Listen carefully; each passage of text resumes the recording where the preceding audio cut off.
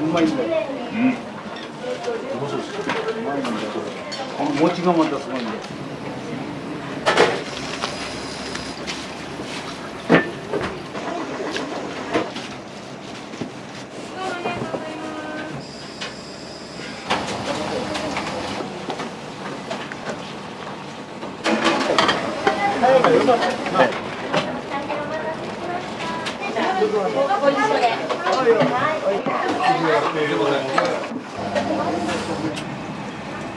はい、日本の文字が入ってるもの。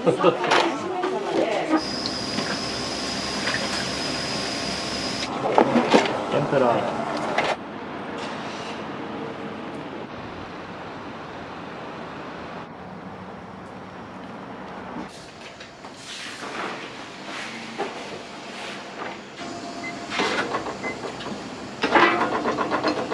60度まで上げて、そこからまた30分キープ、ちょっと時間かけます。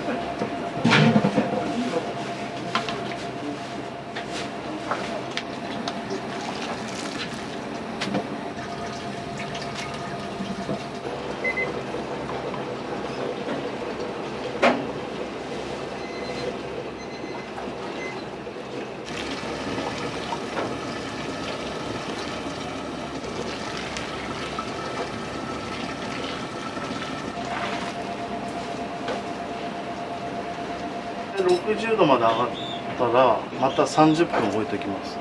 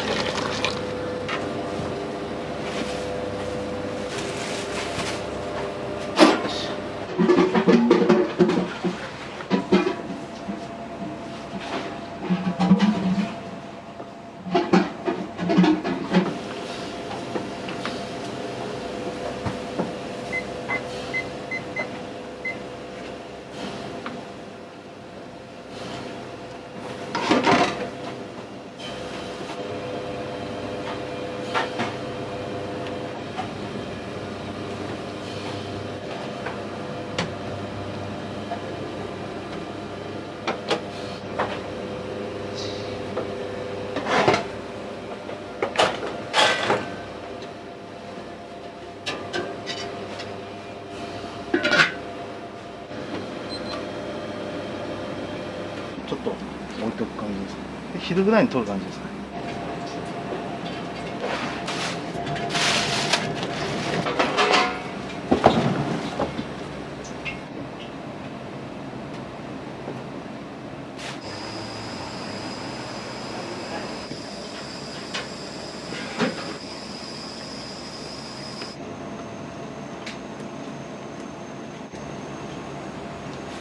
よいしょ。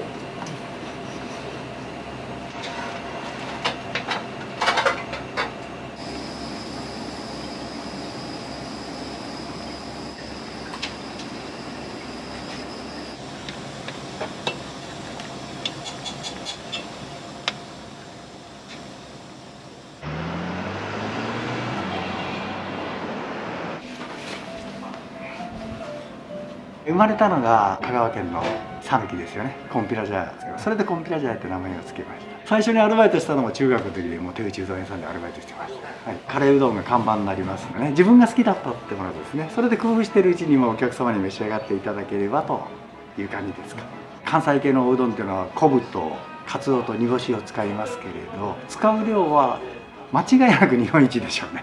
濃度っていうんですけどね、それだけの濃度のものを出しているということです。自慢できるのはカレーうどんに合わせた麺なんですよ。要するに熱に強くてカレーうどんの辛さを抑える甘みのある麺っていうのを特別にそういう粉をひいていただいてます。知り合いの粉屋さん。それがまあ隠し味になってますね。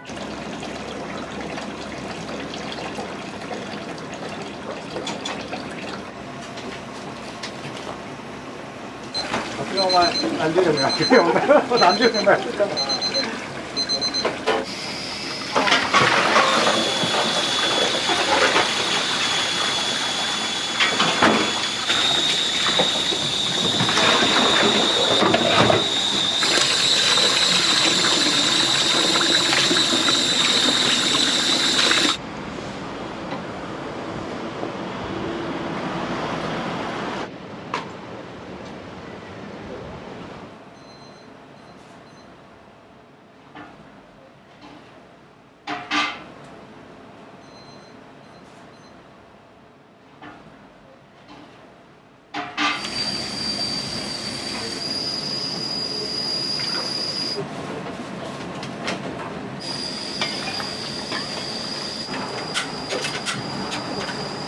はい。以上でよろしいですか？チーズ。たまにチーズトッピングで入る。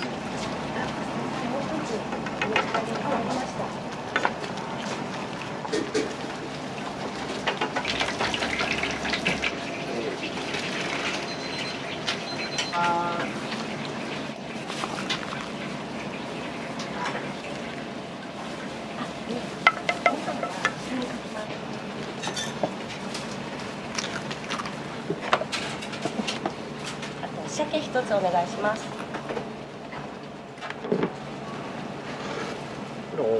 はい。月見カレーのつけカレー。はい。月見のつけカレー大盛り2つ、エビ天2本です。はい。エビ天2本です。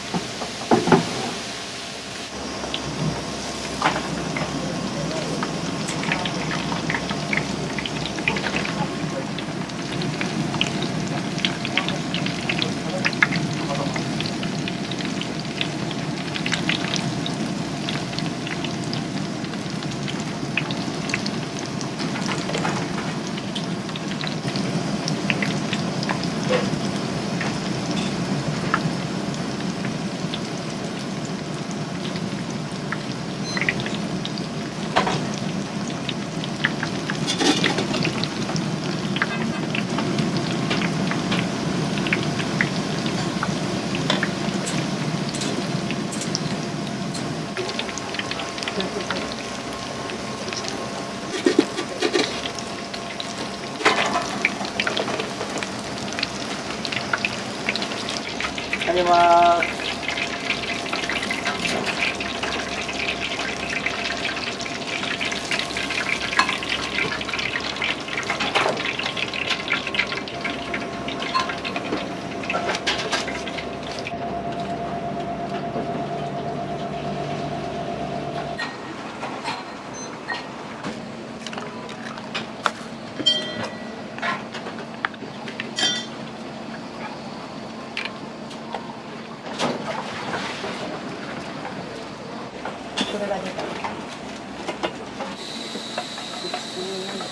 そうです。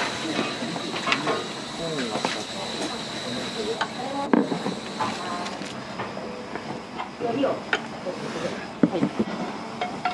ちょっと多めに海苔を。はい。失礼いたします。はい。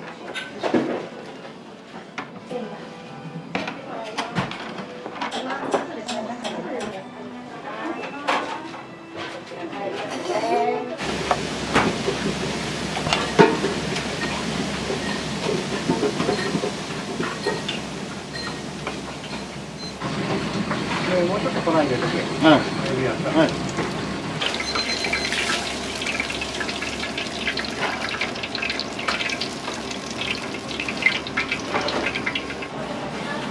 車線。あちらにも来たらもし置いちゃってください。一つコーンと。一つコーン。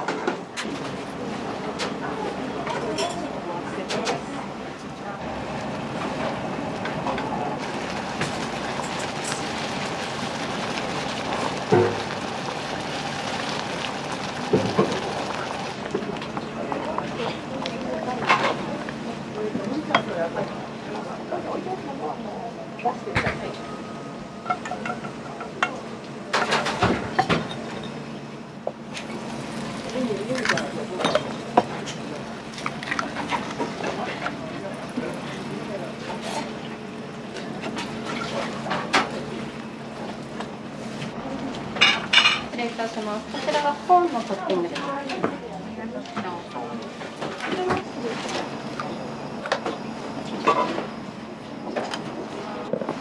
は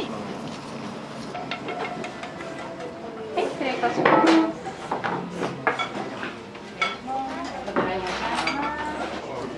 生卵。はい。ありがとうございます。またお願いします。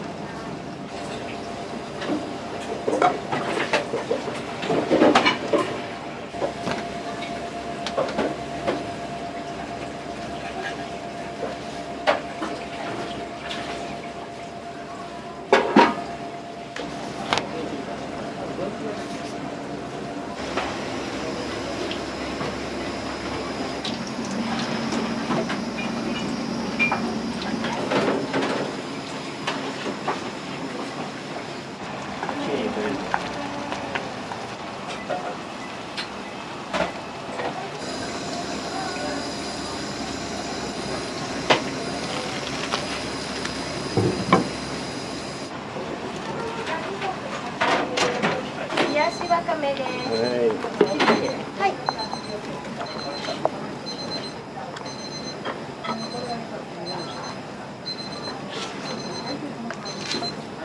冷やしは23。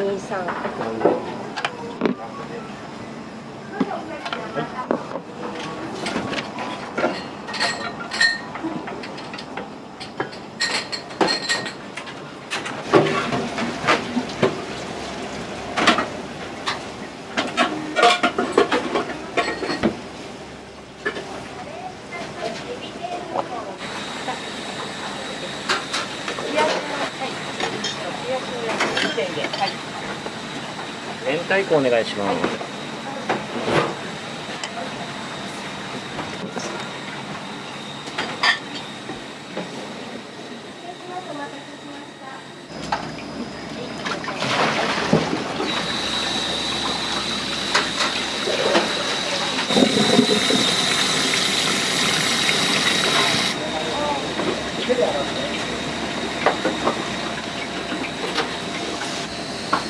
はい、取ります。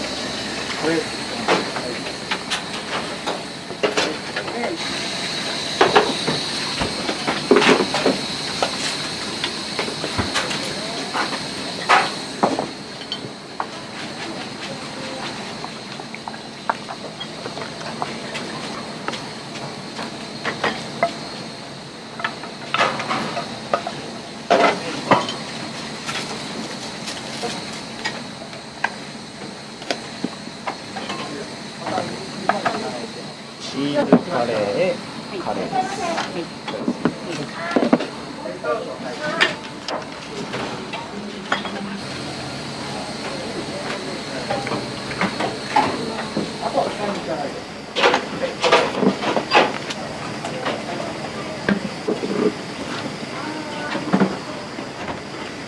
お会計してきます。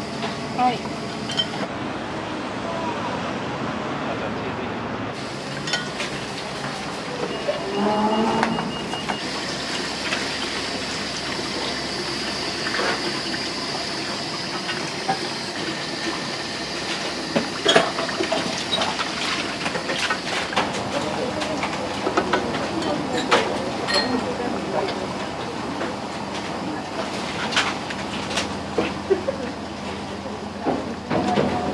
です。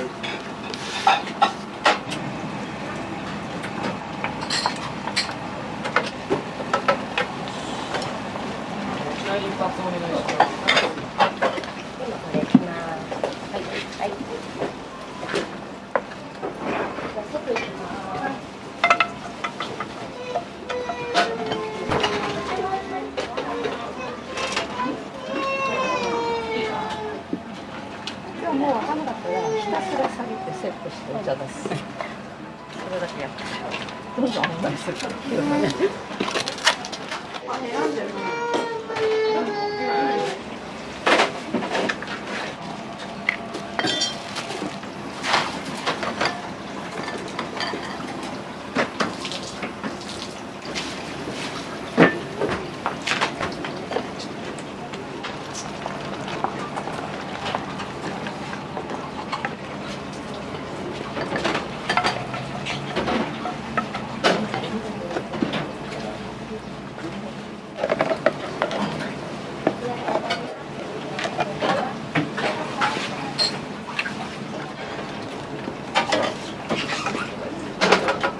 刻みのりを。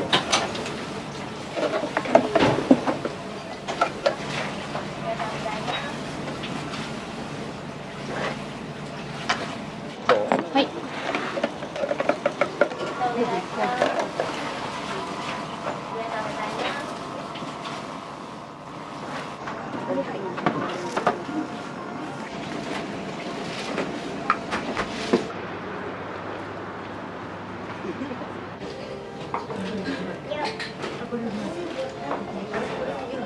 カレーが2つ、もちカレー1つです。その後また2名様お待ちです。くの字でも大丈夫ですか？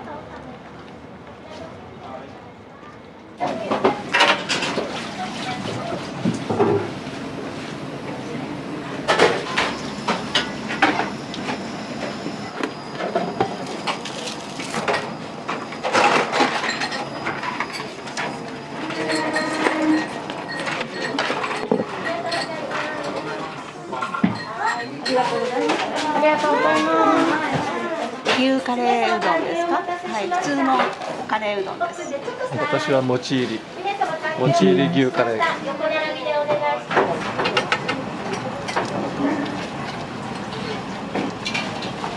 す。3個でいいよ。この後は炊き上がり。カレーもち醤1つ入ります。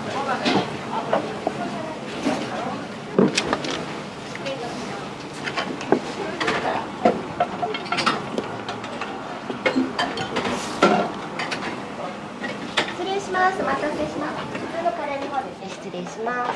もちカレーです。はい。すごいお餅が入ってるもの。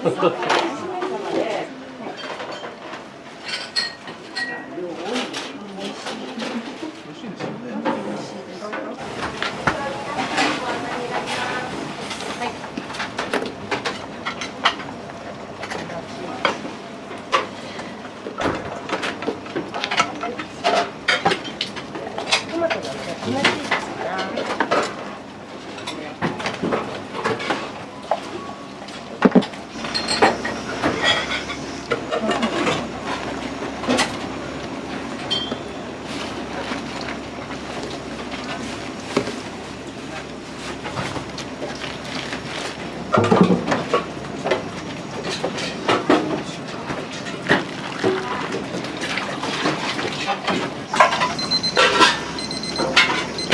はいあと1分。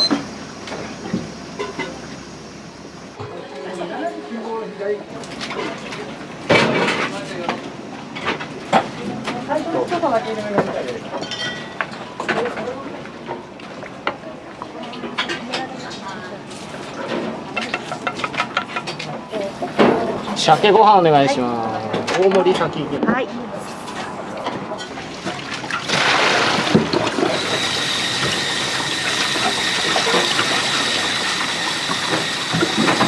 水道日本出す店も珍しい。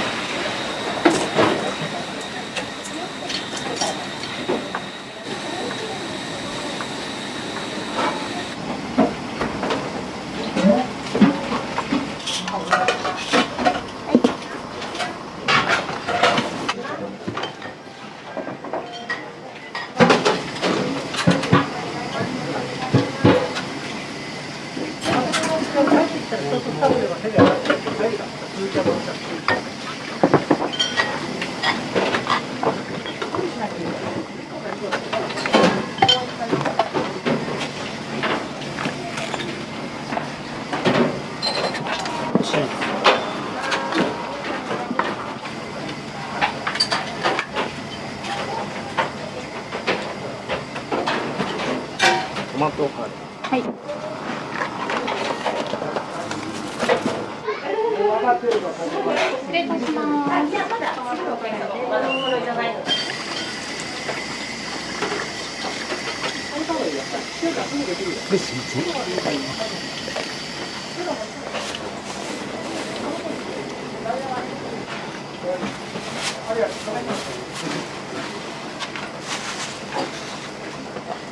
はい、肉うどん。お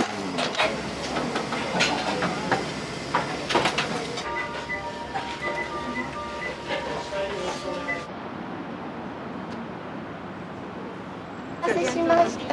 気をつけてお待ちください。ありがとうございます。お待たせしました。座るとこないんで。中辛がいい。中辛でありがとうございます。もちカレー3つです。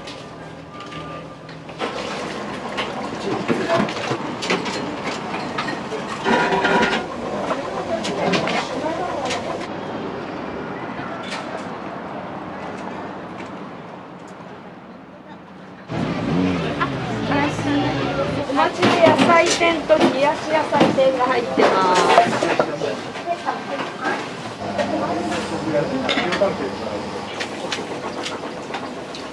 以上です。はい。はい、牛カレーレギュラーがお一つ。だって枠が決まってんだからさ。管理規約をね。管理規約できっとさ、手に。じゃあそれ冷たい方で。はい、かしこまりました。少々お待ちください。うまいんだよ。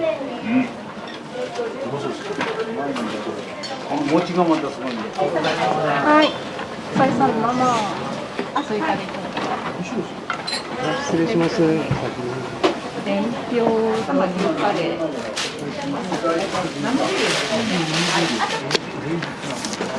ちら3枚。あとトマトカレーです。のお返しですね。ありがとうございます。またお願いします。またお願いします。牛カレーつけ麺あつ森の温泉卵入り。はい、お待たせいたしました。失礼いたします。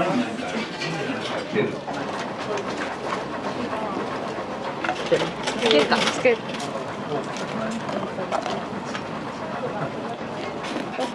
ライス。で、ならん。チーズ入りのカレーうどんが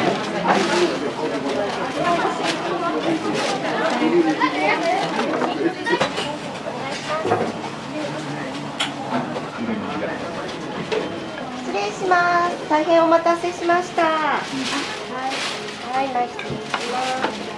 熱いのだけお付けください。大丈夫かな。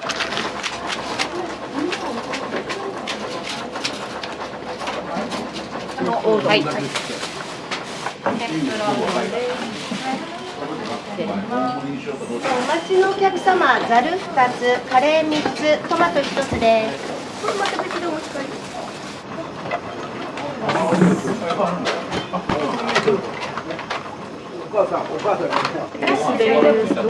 はい。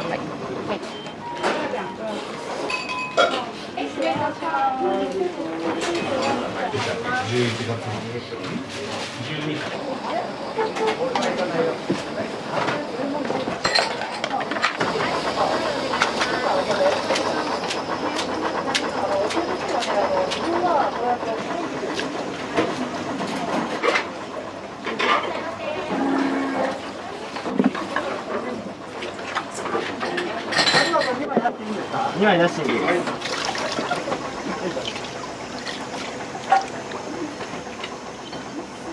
夜さ、奥様のバチンコやってますね。南口の方、北口のあそこの南口の方。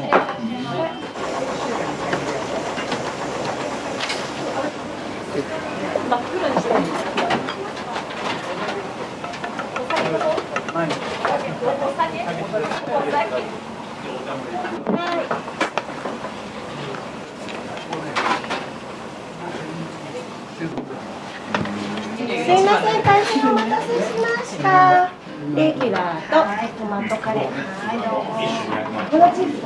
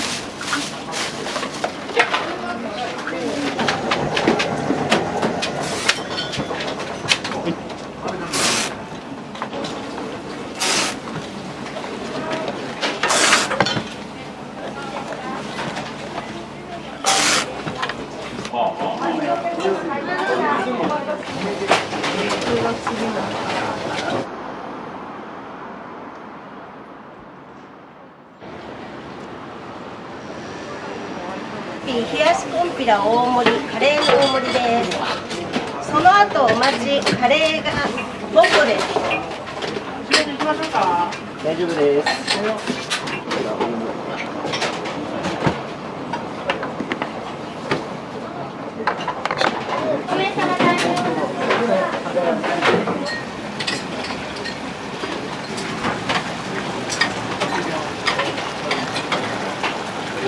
カレーのレンゲが一トマトカッププラス、冷やし以外は出てます。はい。本は出ます。はい。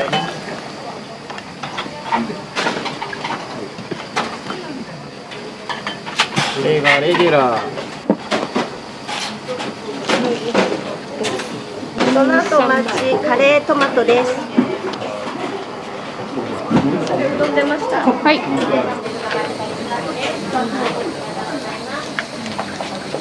の大盛りです。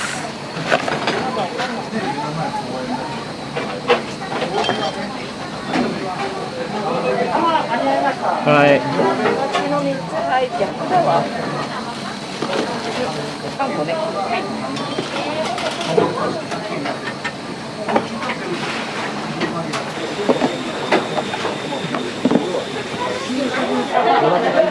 ごめんなさいね、席が狭くて申し訳ございません。大盛りです。お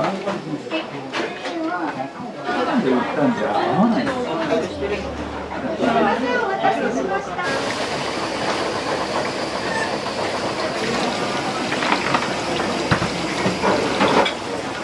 肉玉お願いします。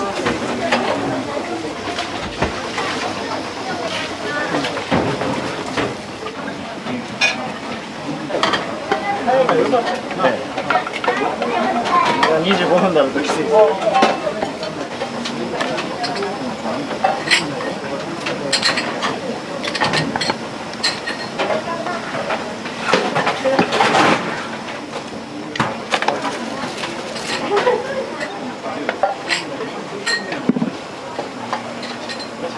ご一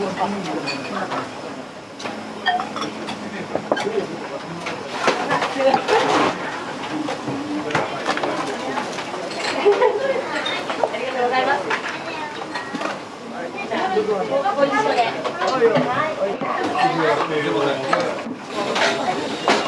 ご飯にから温玉。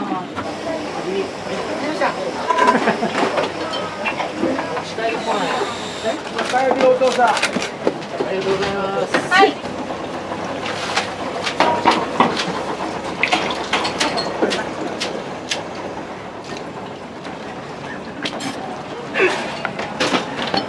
カレーで並びでお願いします。はい、失礼いたします。今生卵焼きします。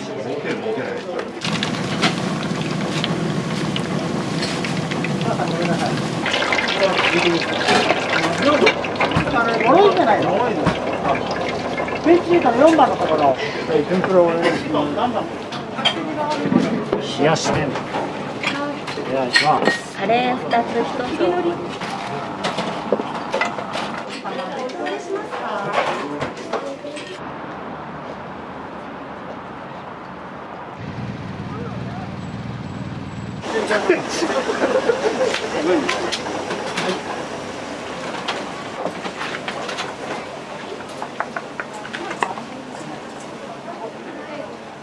お客様が皆さんもう残って言ってます。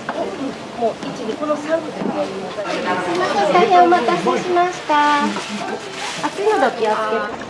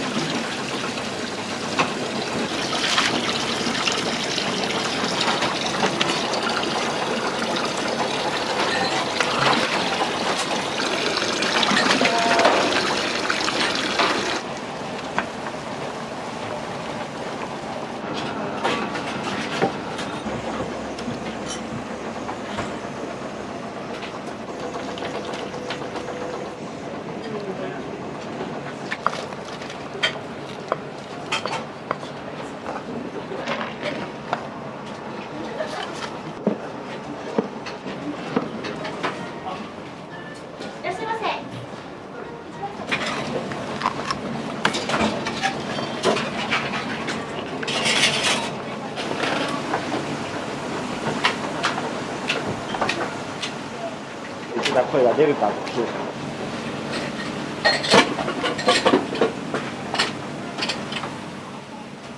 いします。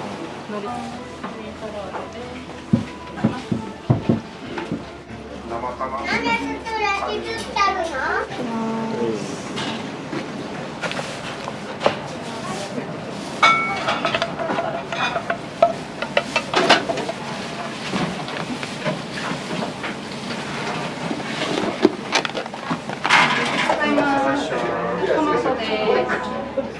ありがとうございます。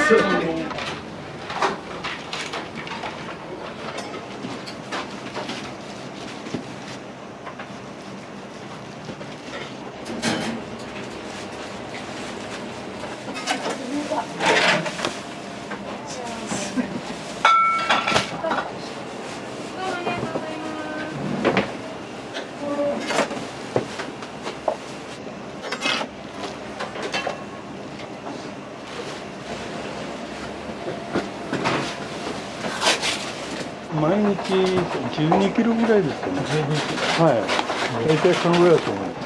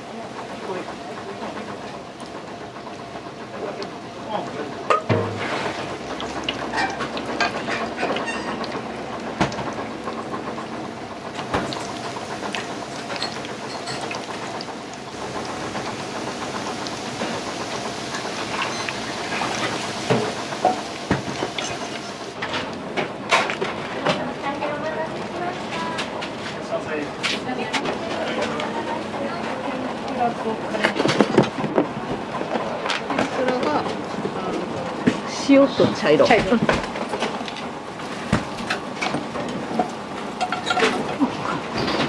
します。とろろ付きの方が。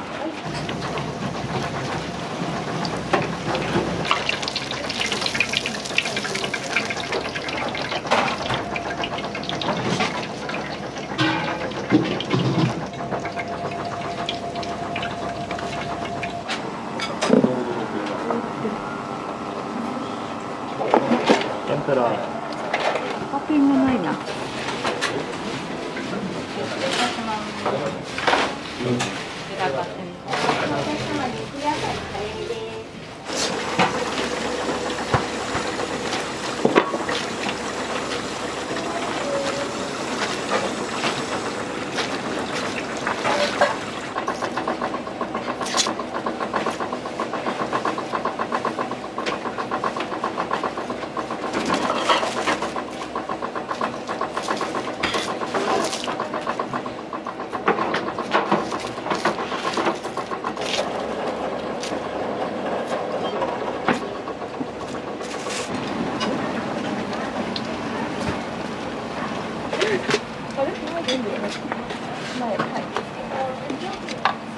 豚きつね厚み。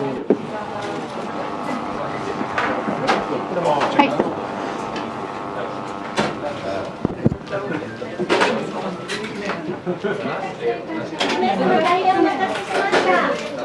荷物隣でお願いします。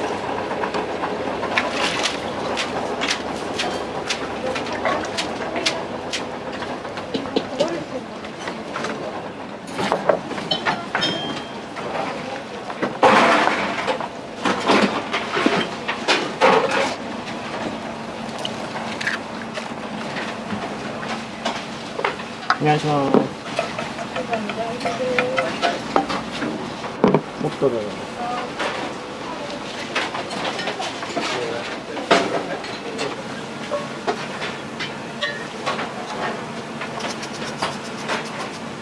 次野菜。はい。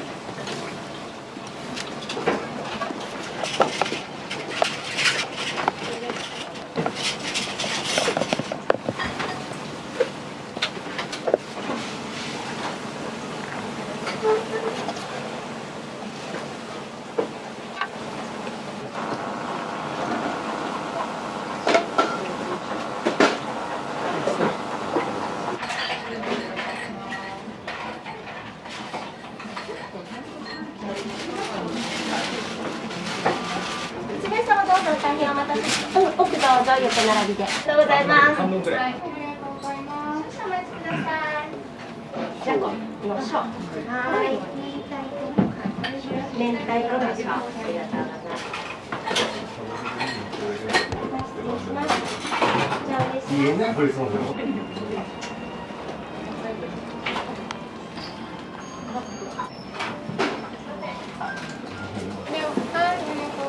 少々お待ちください。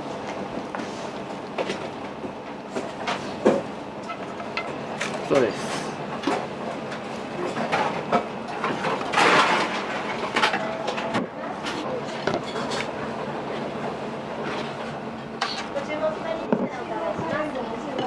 冷やし天ぷらレギュラー入ります。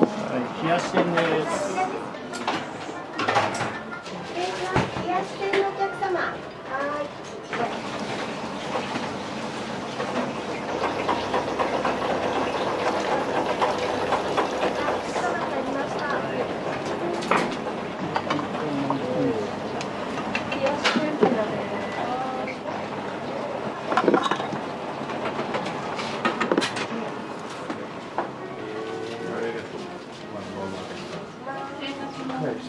ありがとうございます。またお願いします。ありがとうございます。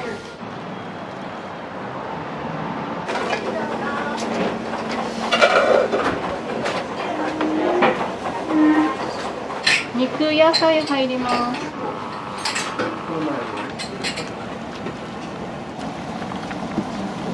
待ちください。手が。入れすぎる。片手で持ってたから。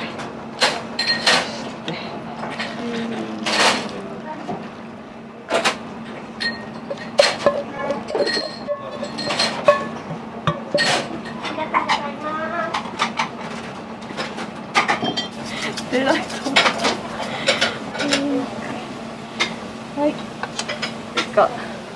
お願いします。はい、失礼します。肉野菜うどんです。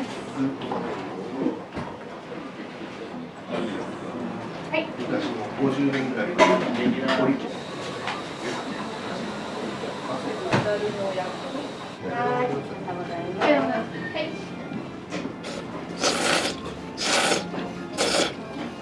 もちカレーです。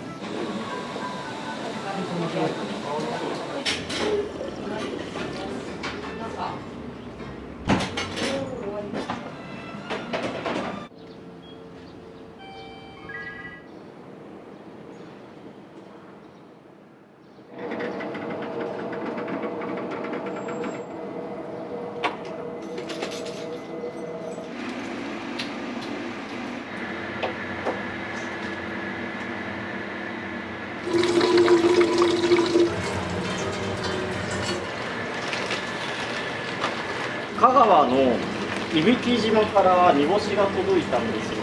なので今日はその煮干しのテイスティングもやるので昆布入れていきま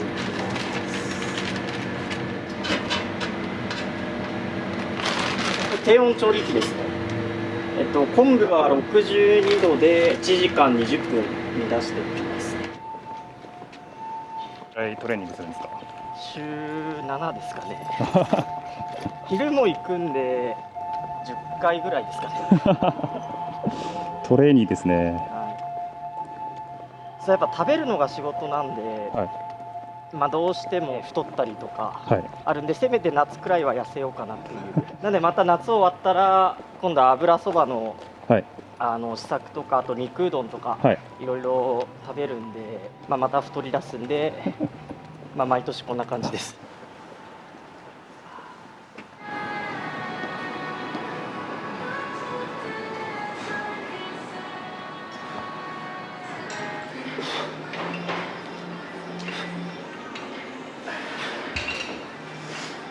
どのくらい前からトレーニングされてるんですか7年くらい前ですかね。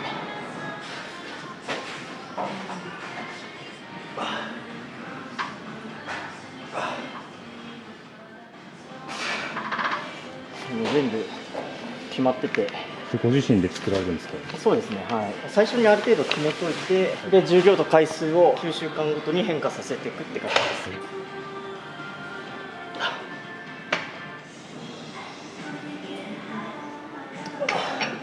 うどん屋さんの経験なんか通じるものあります？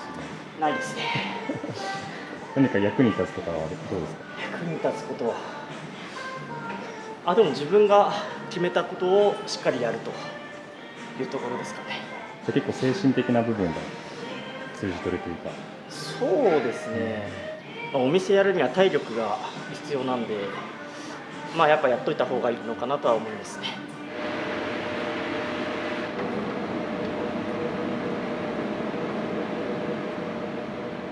いつも麺作りを担当されるんそうでか？ですすね、これ専門で。あ、そうなんですね。はい、他はやってません。作り終わったら帰る形ですね。このお店始める前は何かやられてたんですか？和食のレストランで働いてました。うどん屋さん始めるきっかけは何だったんですか？当時ちょうど讃岐うどん屋さんが流行ってて、うどんっていう映画が流行ってたんで、ちょっと興味本位で始めたっていう感じです。川崎ですごい有名店になってるじゃないですか。そうですね、ありがたいことに、はい、そこってなんかどういう理由でなられたんだと思います？そうですね、うちもともと全然お客さん入らなくて、であまりに入らなさすぎて半額セールとかやったんですよ。それでも全然入らなくて、しまいにはそのランチタイムにカレーライスとか、あと牛丼とか始めて、もちろんそれでお客さんも入らないで、どうすればお客さん来るかって考えた時に、例えば香川の山奥でもお客さん来るところは来るんですよ。なんでもうシンプルにうどんで日本一を目指して頑張ろうってことでやりました。特徴を出すとかじゃなくて、本当に基本を突き詰めていくっていうところですね。塩水作る時とかも前日にこう塩水を作っておかないと塩が均等に混ざらないので、翌日使う分の塩水は今作ってます。これ作る時にこのにがりを入れて滑らかさとかが変わってくるんで、昔の方がうどん美味しかったっていう人いるんですよ。でその昔の塩っていうのは今の塩と違ってその精製度が低いので、じゃあそのマグネシウムとかそのにがりの成分加えた時に実際実験で歯ごたえとかが良くなるっていうデータあるんで、かといっていい塩を使うとすごい高いんですよ。だったらにがりをちょうどいい感じに入れてやろうっていうことでやってます。あとその水もこの中に入れちゃえばいいんですけど、一応こう細かく穴開けて、少しでも均等に優しく混ざるようにしてます。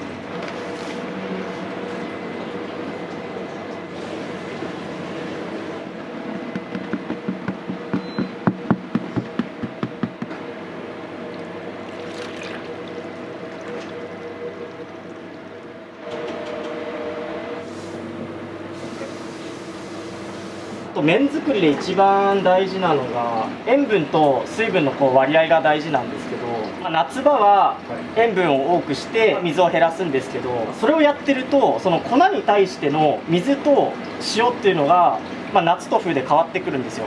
やっぱり食べ物なので、作業性とかよりも中の温度をなるべく均一にして、できるだけ同じ塩分濃度、同じような水分量でやるっていう風にしてます。僕自分を信用してないんで、もう本当にデータを取りまくってやってます。だしとか塩分濃度とか濃度とかも全部データ取ってやってます。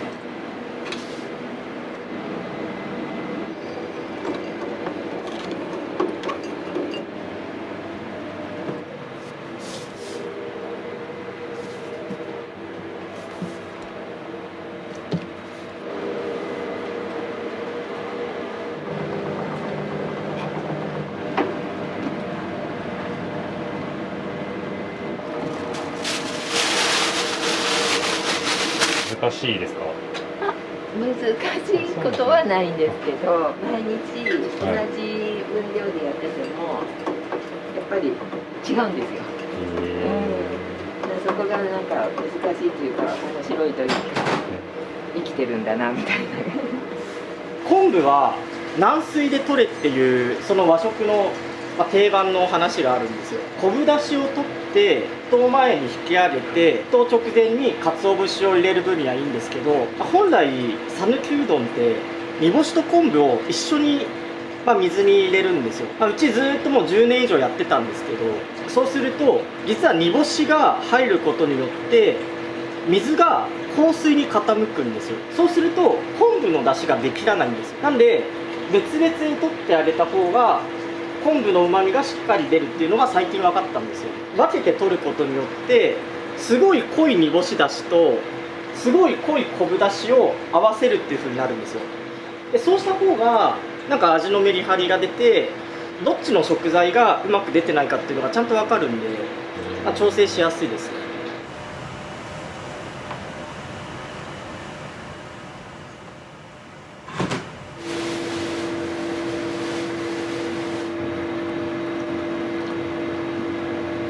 これに、返しを合わせて味見していきます。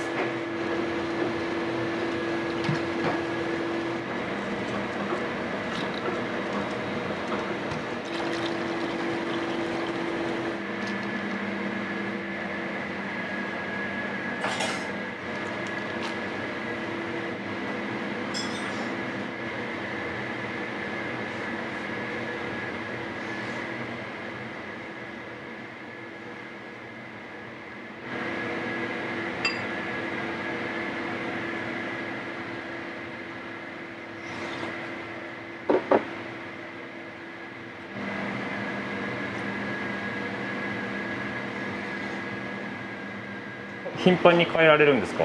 変わりますね。味を変えられる理由って何かあるんですか？もう全然味が変わっちゃってバランスが取れないっていう感じですね。例えば、僕一番好きなのが煮干しの大きいやつと昆布だけで取る出汁が一番好きなんですよ。それでやってしまうと、例えば昆布が悪い時、煮干しが微妙な時にもう成り立たないんですよ。例えば煮干しがえぐみがあるとか渋いとかだともう使えないんですよ。なのでできるだけ食材の数を増やしてバランスを取っていくって感じです。でなんで今回煮干しがすごい良かったんですよ。その伊吹島の煮干しが量が解禁になって新しくいいの入ったんで、なんで今回はいりこが多くなってます。その日その日の最高の味を求めていくっていう。もうそうですね、まさしく。要はお客さんが例えば家族とか彼女を連れてくるわけですよ。なんでその人に恥かかせられないじゃないですか。なんでもう常にその日のベストを尽くしてますね。じゃないともう怖くて出せないですね。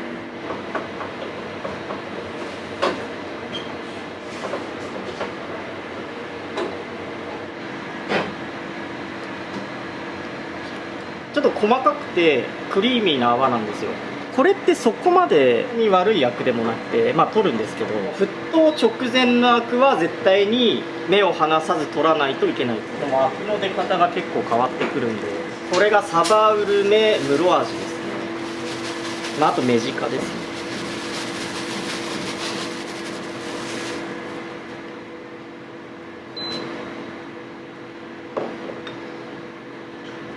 でこの最初に出てくるアクはしっかり取ります。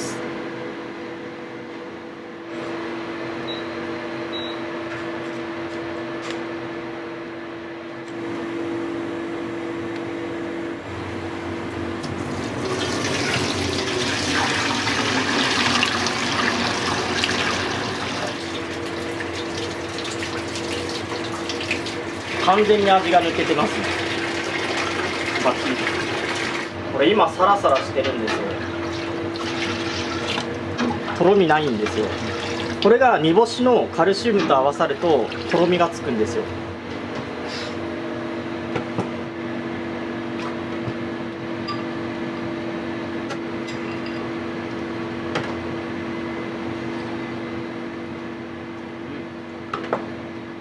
うまっ。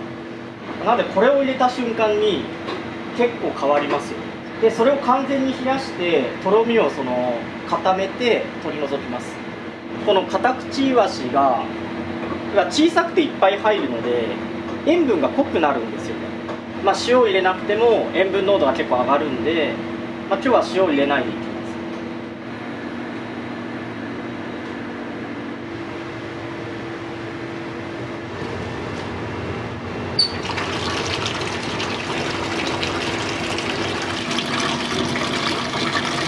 だしのいい香りがするので、もう早くこの状態をやめたいんですよ。その香りが飛んでっちゃってるってことなんで、ちょっとこうやった時に泡が残るんですよ。とろみがついてるんで。これが昆布のアルギン酸と煮干しのカルシウムが結合してこうなってます。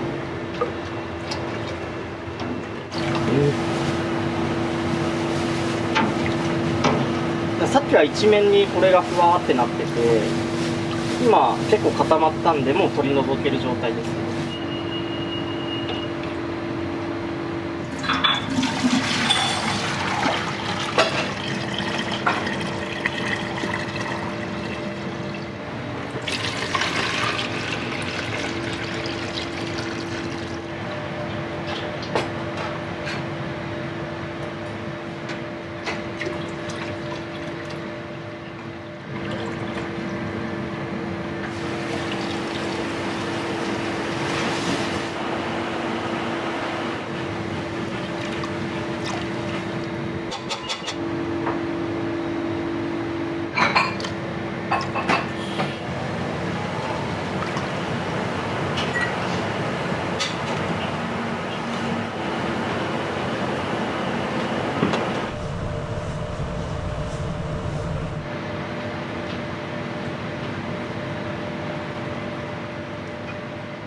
奥様が作られたわけですか？ありがとうございます。全部自分のものは自分でやってます。やっぱしっかり食べて元気な状態でもうマックスで接客をするっていうのは心がけてます。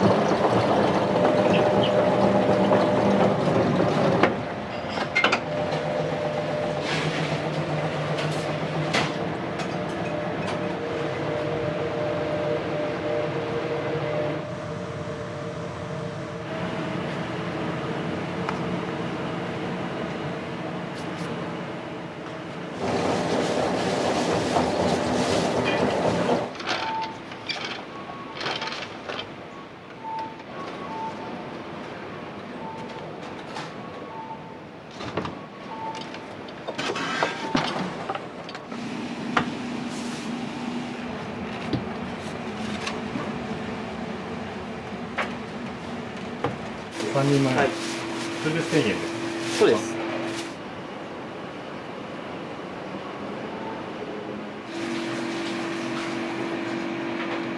時間も日によって変わるんですね、じゃあ。そうですね。昨日が9分半だったんで、9分半で書いといたんですけど。そうだ、変わる、また変わるかもしれないので。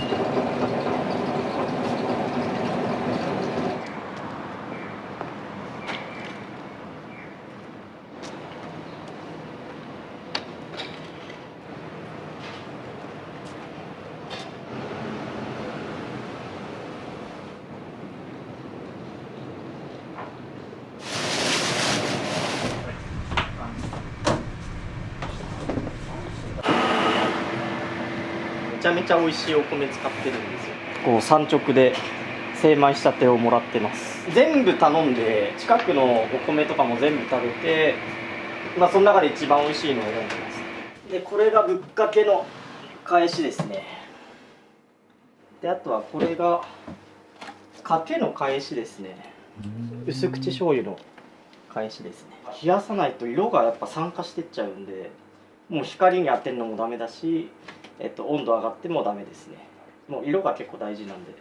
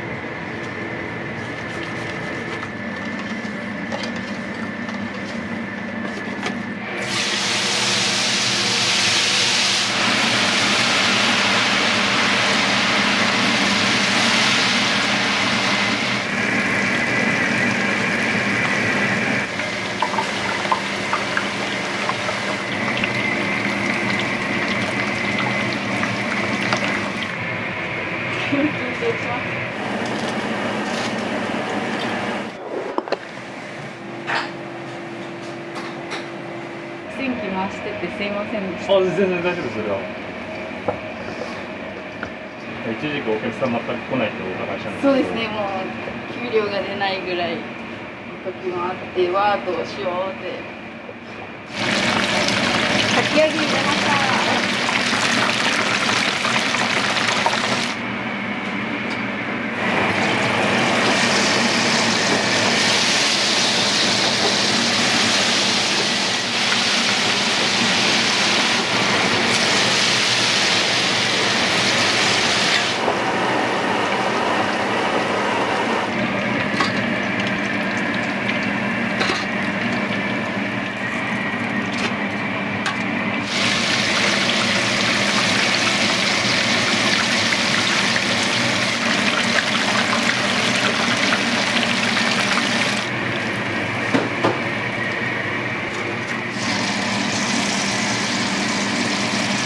もう舞茸は本当に天ぷらにした時にめちゃめちゃ美味しいので。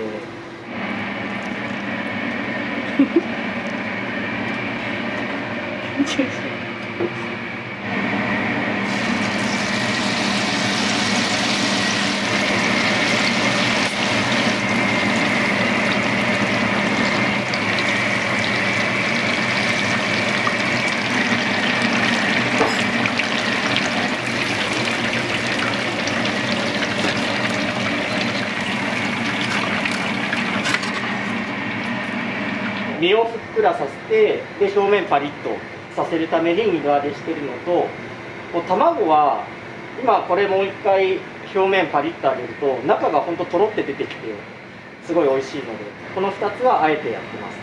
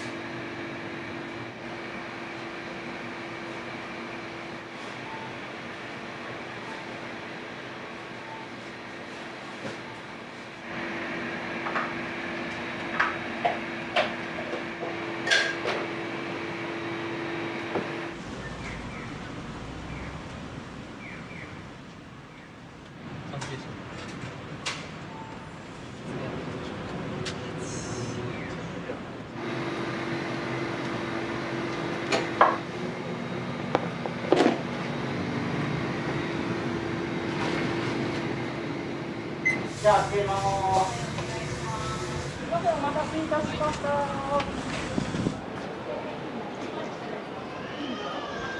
最初の麺が1分です。はい、いらっしゃいませ。ありがとうございます。ありがとうございます。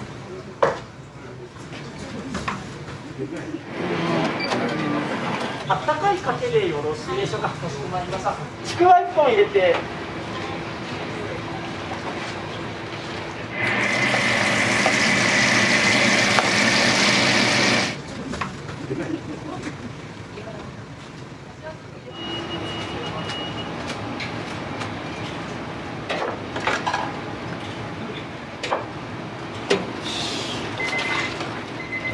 最初ね、かけからいきます。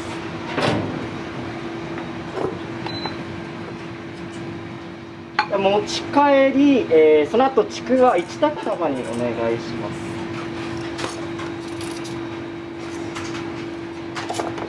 お待たせしました。お先おうどんから失礼いたします。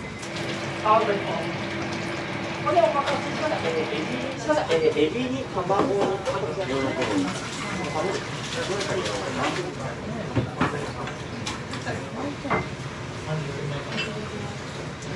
じゃあちくわ天お待たせいたしました。で、ミックスの後エビ天ぶっかけとでしみそば。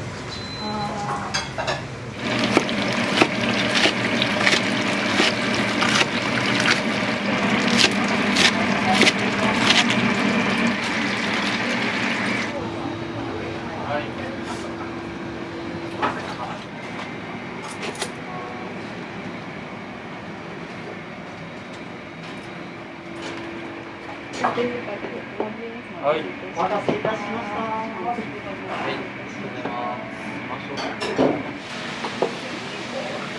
どうです、お味はですね、最高以外の言葉が見当たりませんね。カシオがとにかく美味しいですね。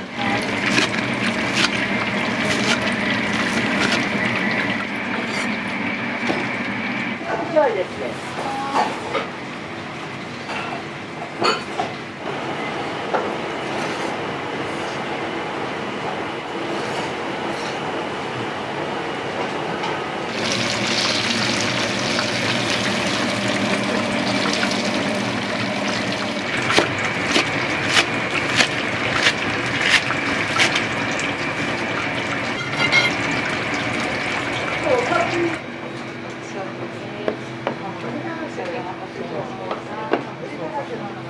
エビ天ぶっかけも入れてください。こ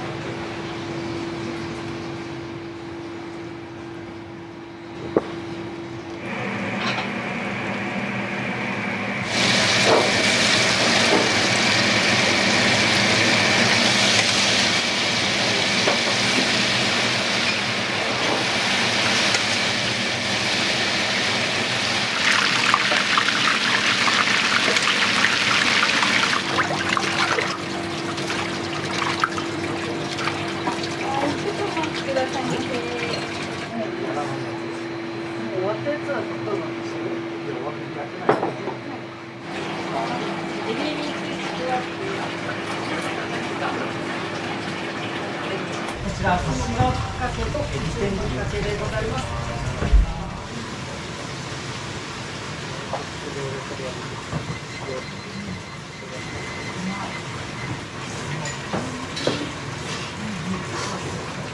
それいきます。ありがとうございます。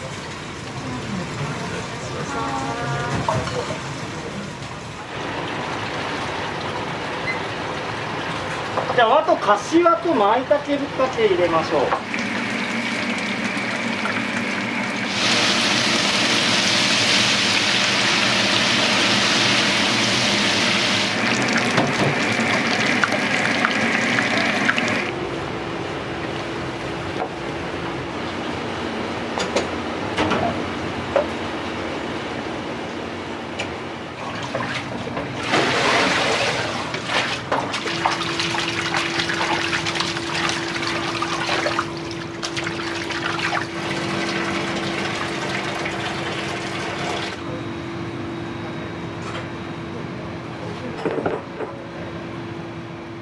はい、ちくわ卵が2セットですね。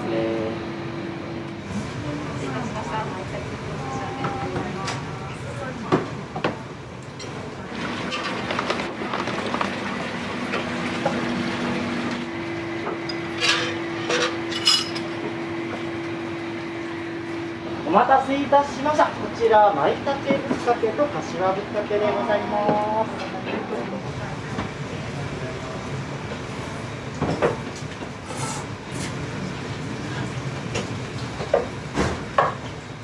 入れてください。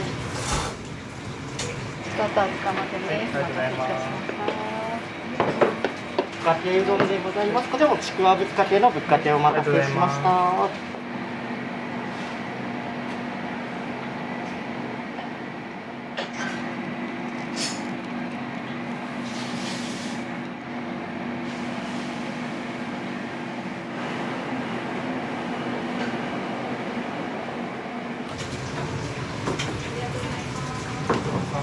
それいります。どうもありがとうございます。ありがとうございました。お待ちの2名様、お待たせいたしました。こちらのお席どうぞ。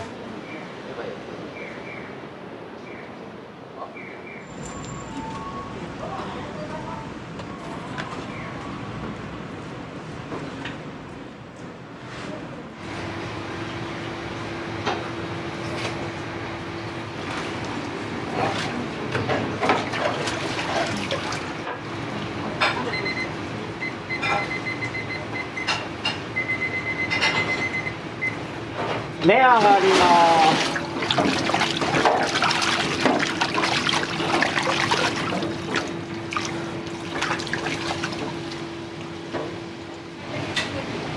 はーい。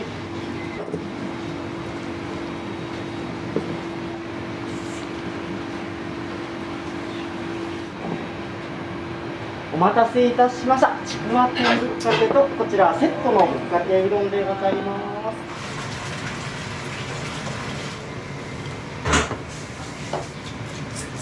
今3分半。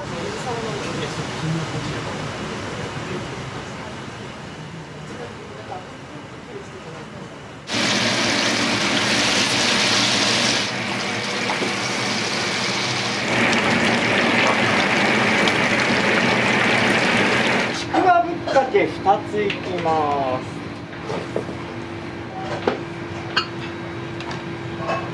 味卵ご注文のお客様、はい、こちらおうどんと卵でございます。じゃあちくわ天ぶっかけお待たせしました。お待たせいたしました。大盛りミックスぶっかけ味卵でございます。私はもう2枚入れました。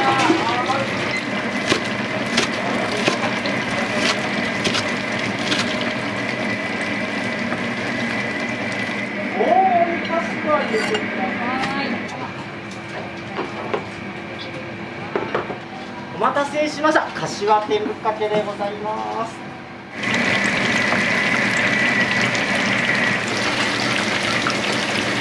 ぶっかけ3つ半取り上がります。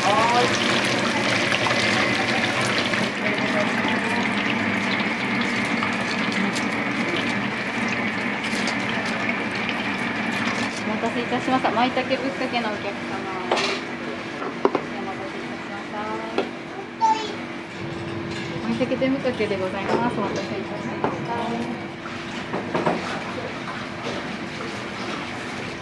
ミックス大盛り、かしわ大盛り入れました。ありがとうございます。はい。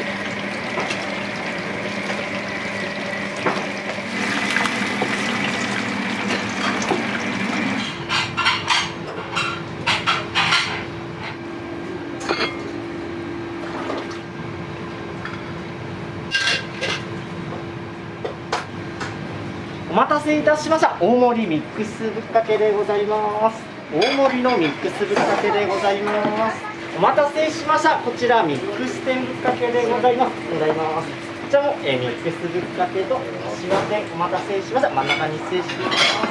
チェーン店で食べる揚げ物とかって柔らかいんですけど、こっちカリカリなんで全然食感が違って面白い。はーい。お次お待ちのお客様、お先をお伺いします。ありがとうございます。どういたしません。はーい。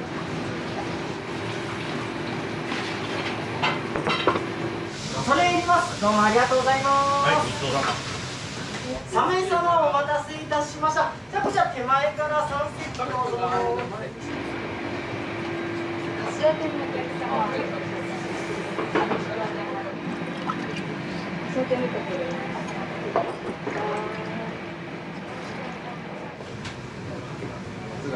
お待たせいたしました。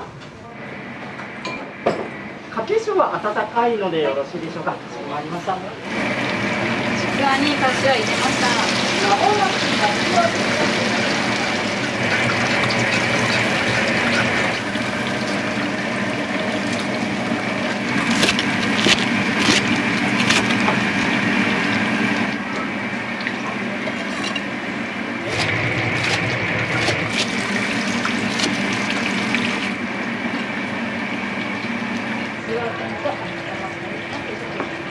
じゃあ先ご案内で。お待たせいたしました。かけのしょうでございます。こちらが大盛りでございます。かしわ天ぶっかけお待たせしました。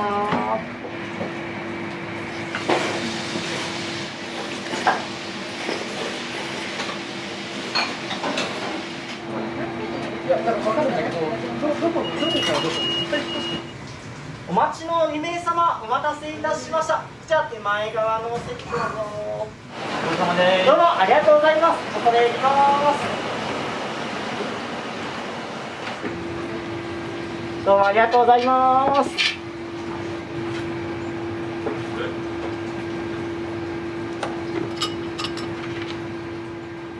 ちくわエビ1、2択様ですね。お待たせいたしました。エビ天ぶっかけのお客様、はい、おうどんから失礼いたします。じゃあお先ちくわぶっかけのぶっかけでございます。こちらちくわ天とエビ天お待たせいたしました。はい、かしこまりました。はい、ナス半取り1割。ひやひやです。半取りナスご一緒です。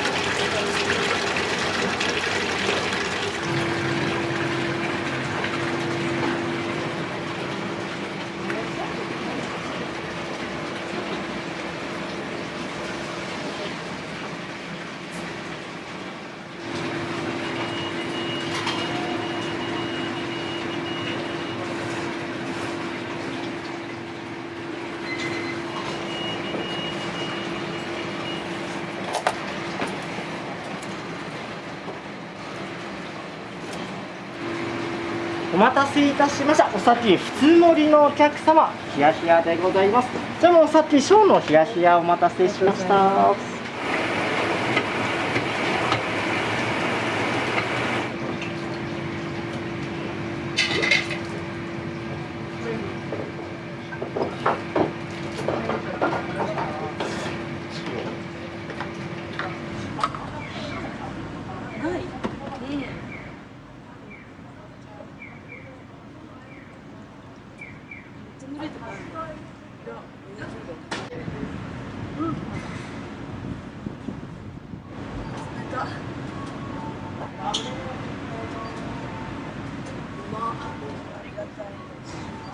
はい、柏ぶっかけ大盛り、ナスと味玉天です。お待たせしました。味卵のお客様。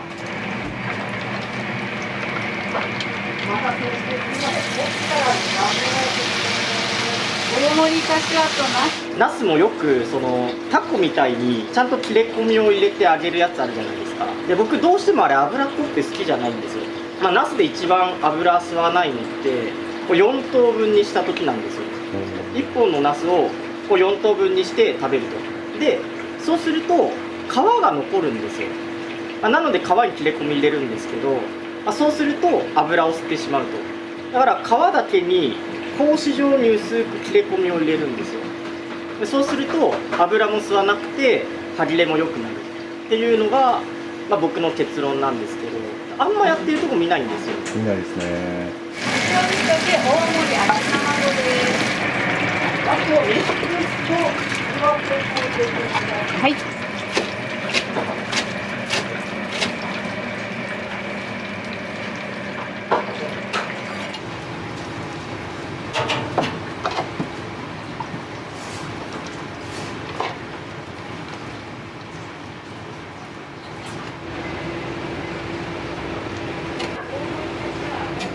はーい。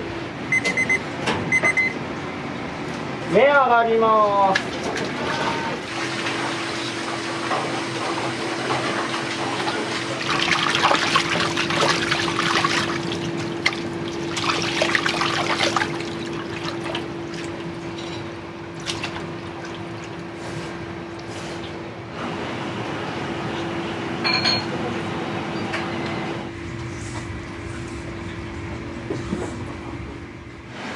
お待たせいたしました。こちらおうどんと味卵でございます。こちらもぶっかけと卵お待たせしました。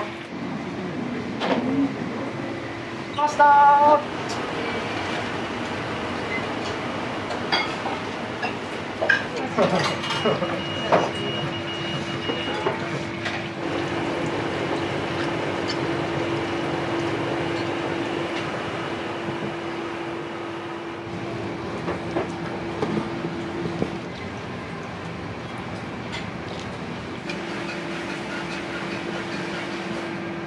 お待たせいたしました。こちらが大盛りでございます。こちら柏ぶっかけお待たせしました。い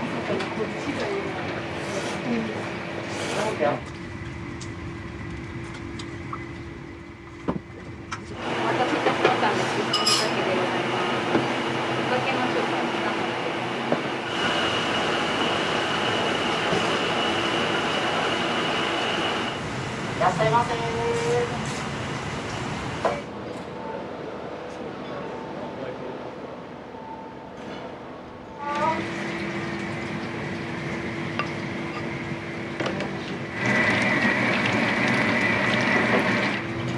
様です。はい。2名様、お先ご注文を。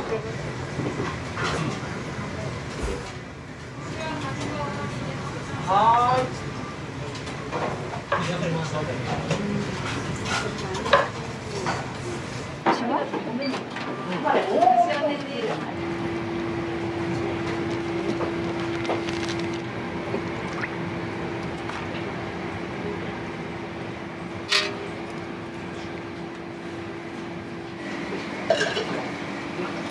お待たせいたしました。特盛柏ぶっかけでございます。特盛柏ぶっかけでございます。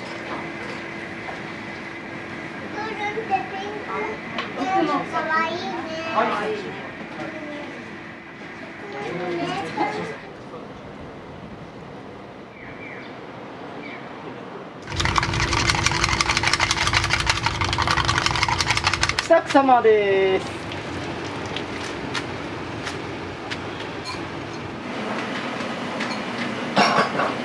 ちょっとたまたまに合わせているので持ってきてください。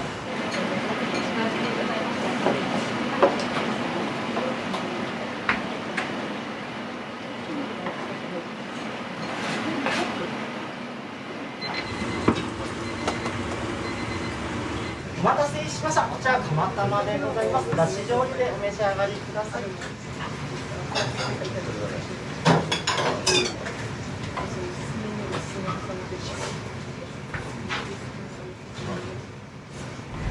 お待ちの2名様、大変お待たせいたしました。じゃあ真ん中のお席どうぞ。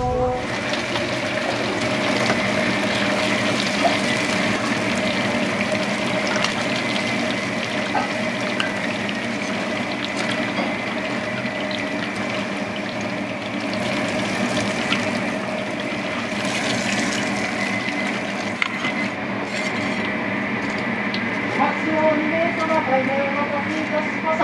じゃあ真ん中のお席どうぞ。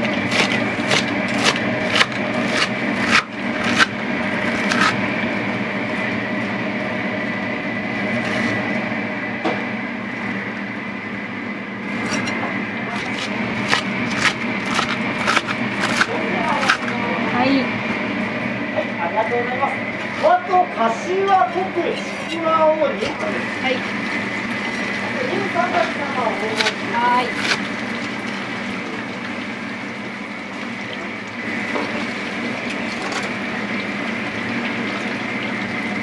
大変お待たせしてすみません。こちらお先特盛りでございます。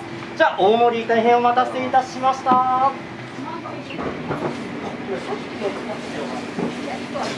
じゃあちょうどか。はい。よく来られるんですか1ヶ月に1回くらいかな。近いんで、自分らはそこの寮に住んでる。何部なんですか柔道の。あ、そうなんですね。良さなんかあります良さ、全部よな。一番うまいです。この辺とか、もう作った中で一番うまい。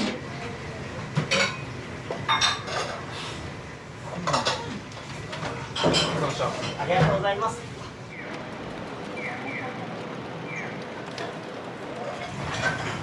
この水ないんです。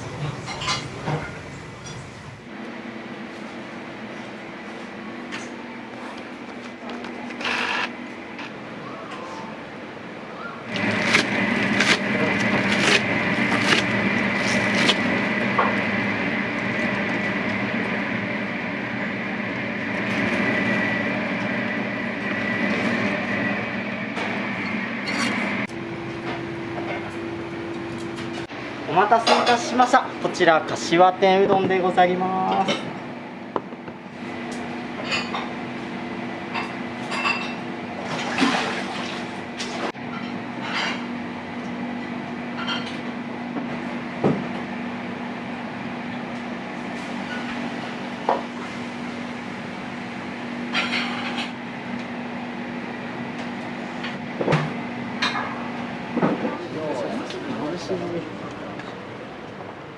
いらっしゃいませ。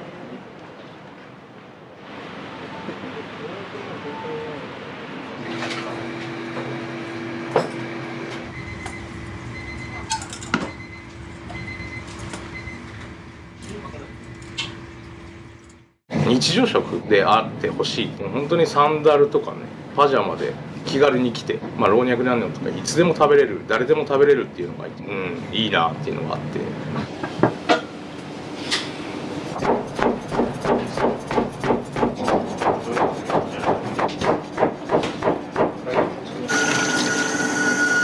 冷や中よっどっさりで。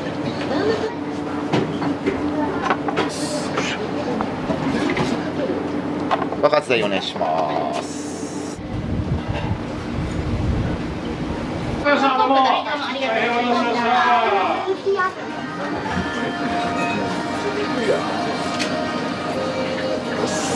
中さんお願いします。いらっしゃい毎度。どうも。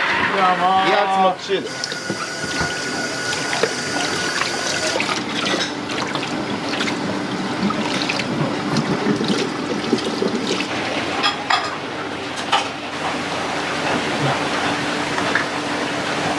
大です。6番さん。プラお待たせで。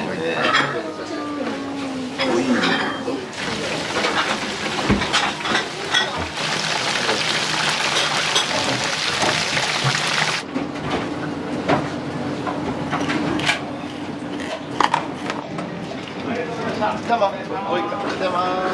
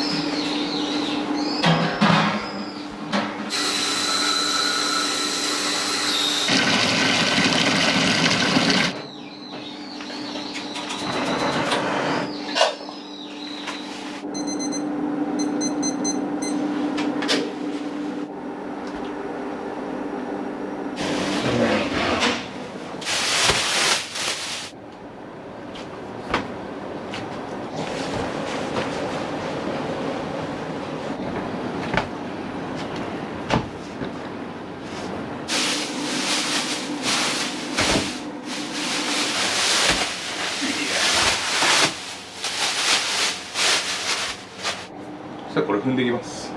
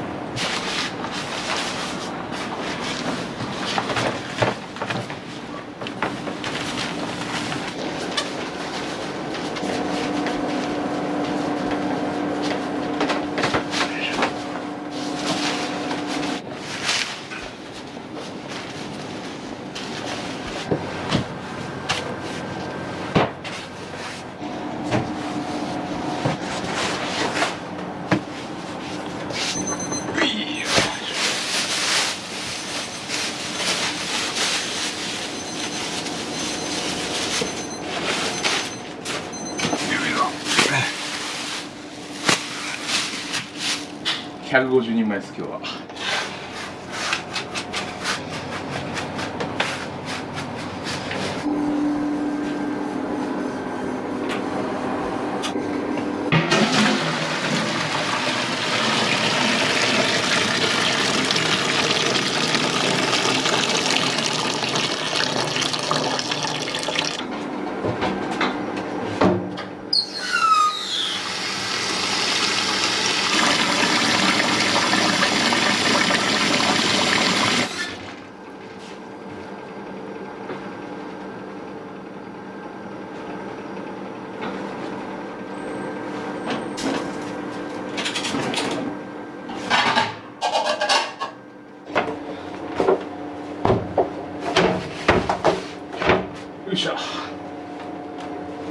作りです。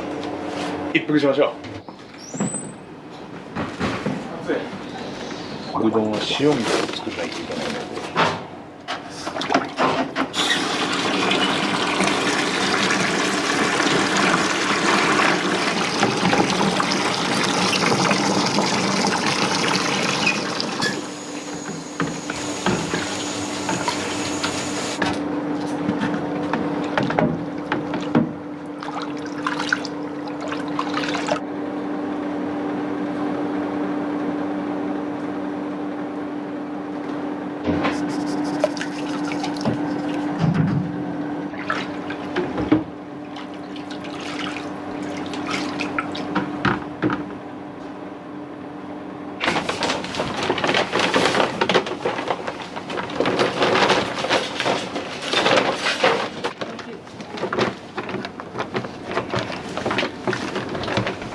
よいしょ。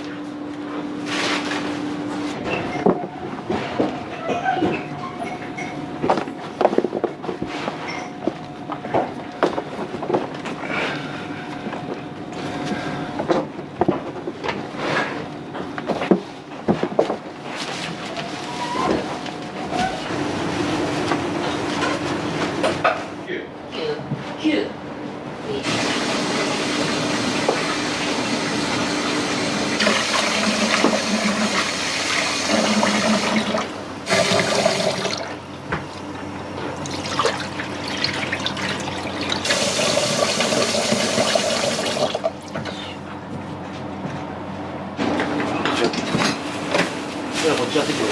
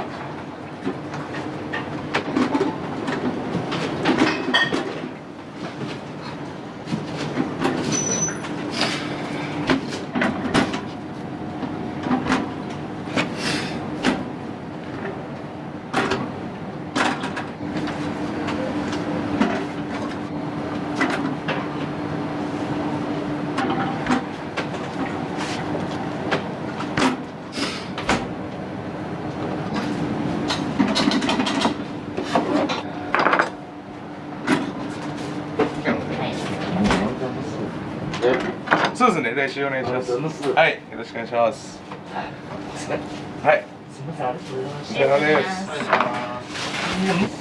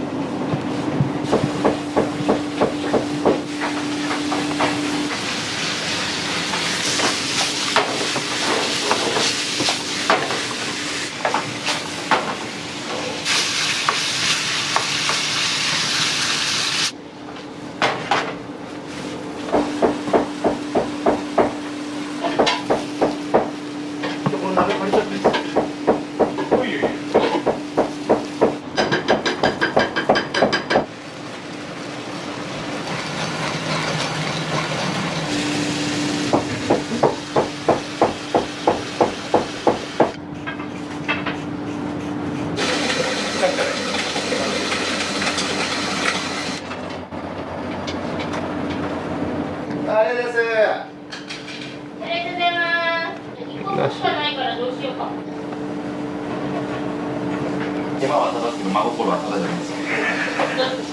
プライスです。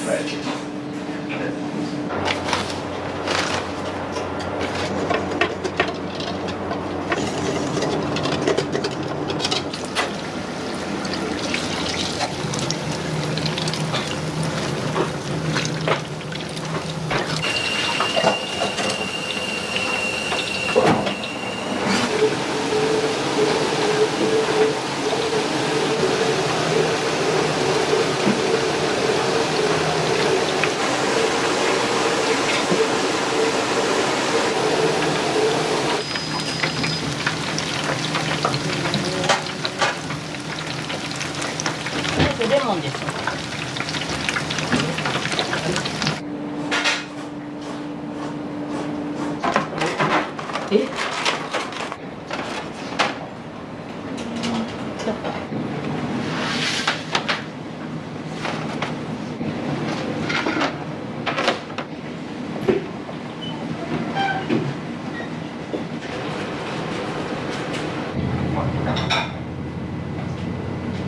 固定観念が邪魔してるんですかね、うどんにこれみたいな。食ってるとうめえわ。いや、うめえ。そう、外あったけえよ。こういうのを作ると熱くなるんですよ。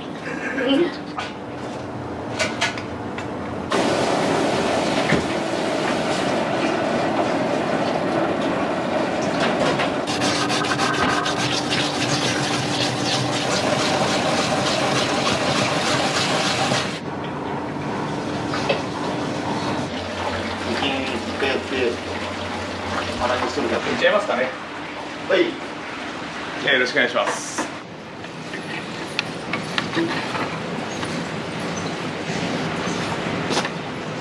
はい、じゃあよろしくお願いします。どうぞ。お願いします。いらっしゃいませ。いらっしゃいませ。熱々小とナス天で550円お先でお願いします。ご順書100円お釣らさせていただきます。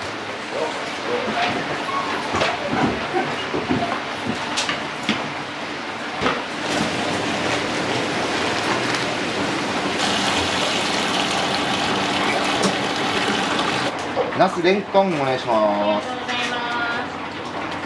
ハイボール一丁。はい。お待ちください。春菊一丁です。はい、ありがとうございます。ピガチュウです。ありがとうございます。茹でたてお待ちください。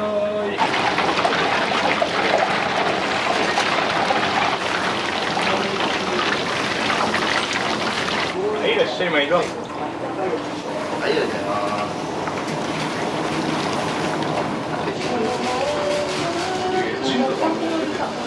神社さんも。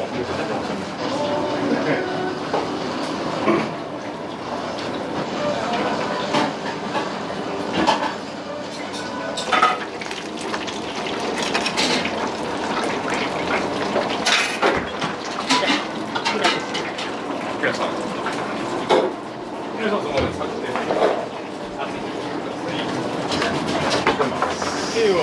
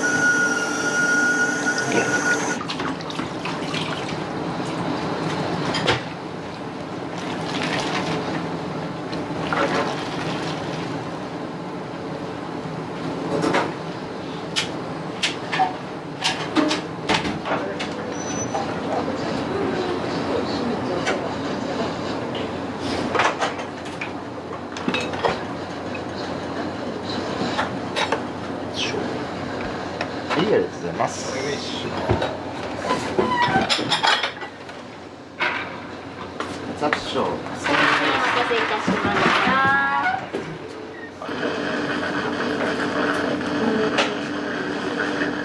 みんなそれぞれ抱えてるものが。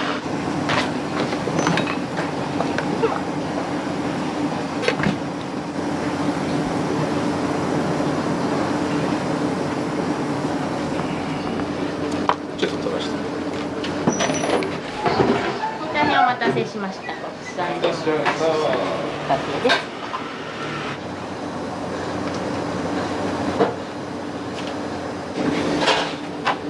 お願いします。酒醤油。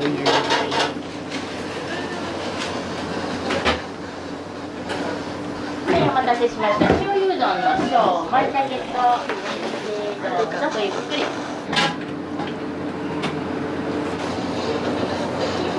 ありがとうございます。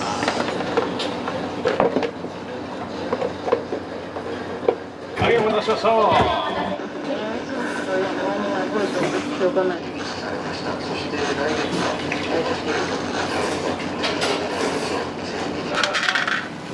はい、どうもありがとうございます。ありがとうございました。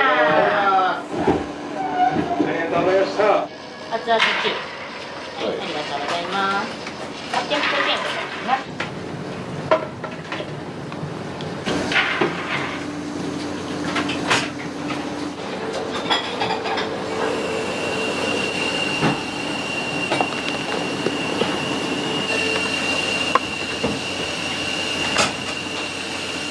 はい、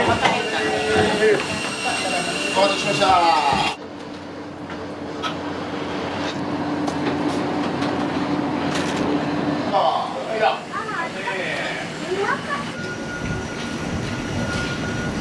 お待たせしました。はい、またお待ちします。ありがとうございます。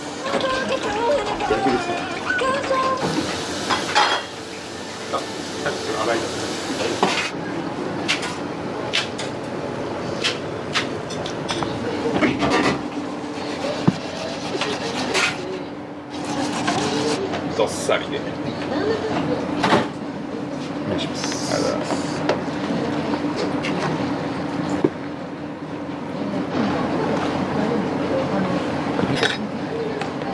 うございます。お願いします。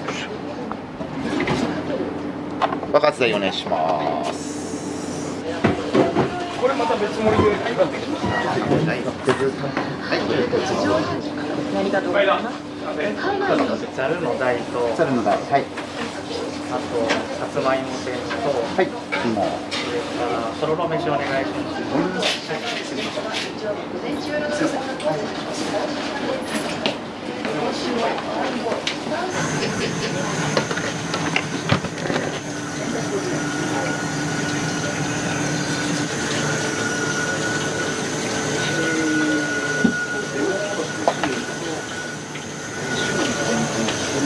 ありがとうございます。ありがとうございます。メロンチョ6枚。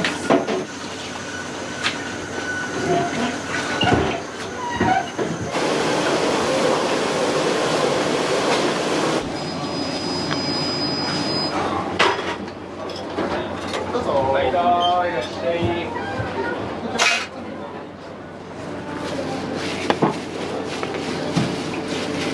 今日は豆乳の担々うどんですね。田舎人しかいねえんだから。田舎の人間しかいねえんだからね。中で。はい。ください。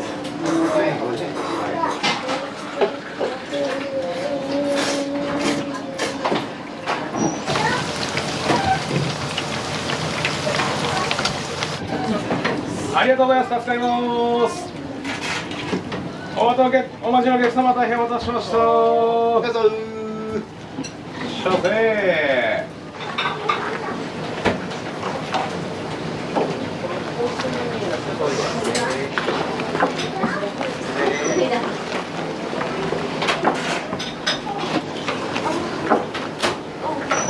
上がります。初台。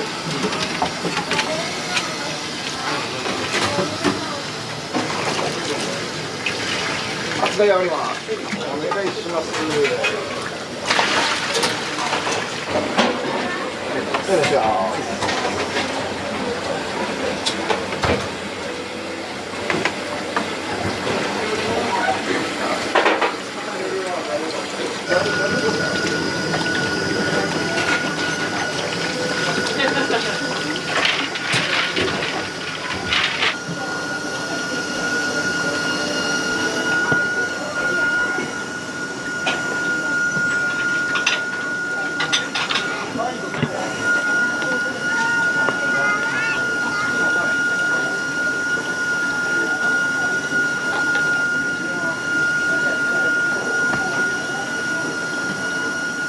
レモンちゃんお願いします。いいよ。ありがとうございます。今の歌いながら軽やかな曲なので、ぜひ皆さん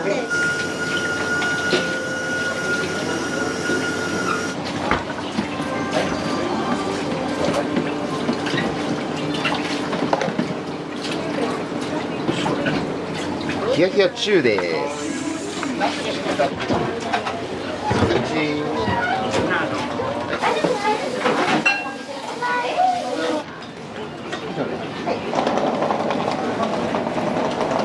はい、日替わりの中。中で。はい。どうぞいらっしゃいませ。せーどうぞ。姫さんどうぞ。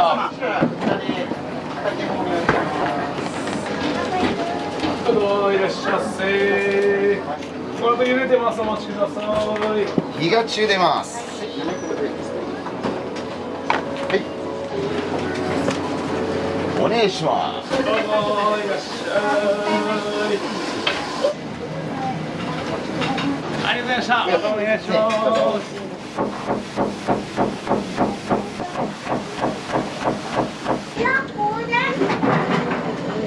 揚げます。いいよ。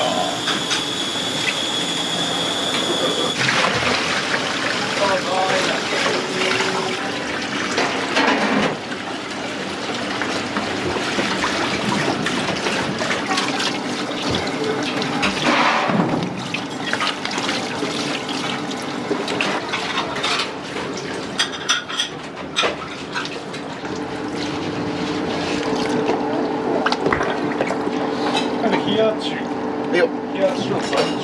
いい。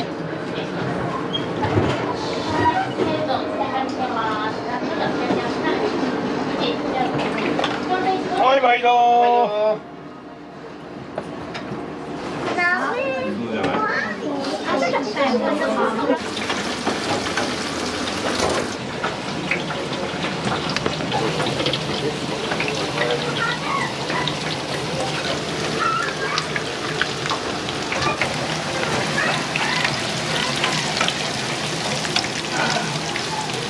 はい、まいたけ。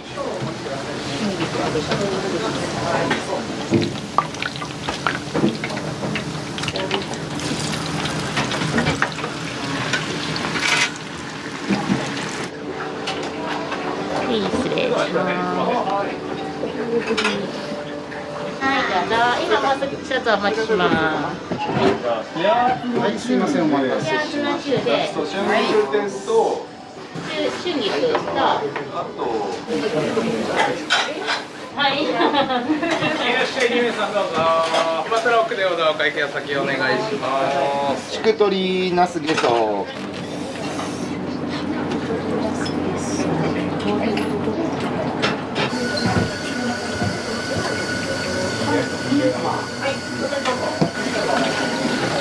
中さんお願いします。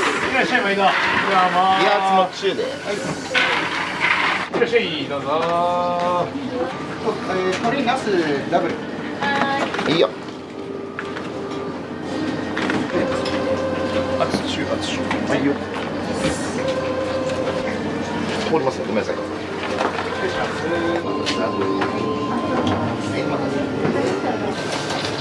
オールアップ。中。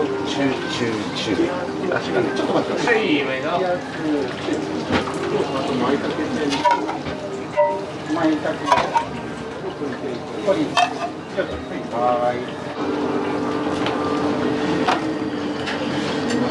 お願いします。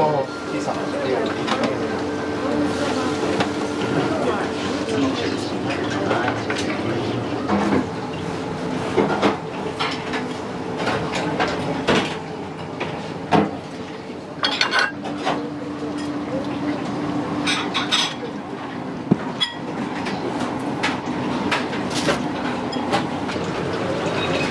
ネギお願いします。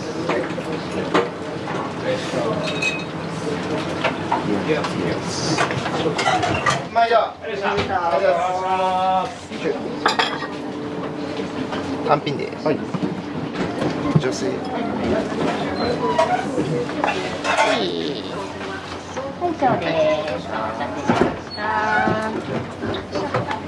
一人で。はい、900円でお願いします。はい、どうもありがとうございます。ありがとうございます。ありがとうございます。ちょっとお待ちくださいね。順番にご案内していきます。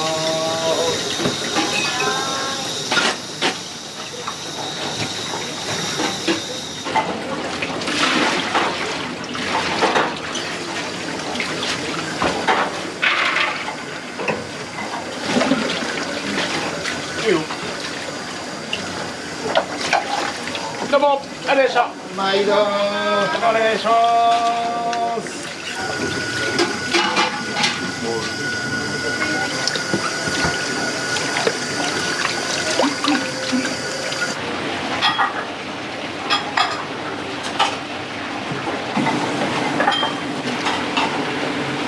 はい、お待たせしました。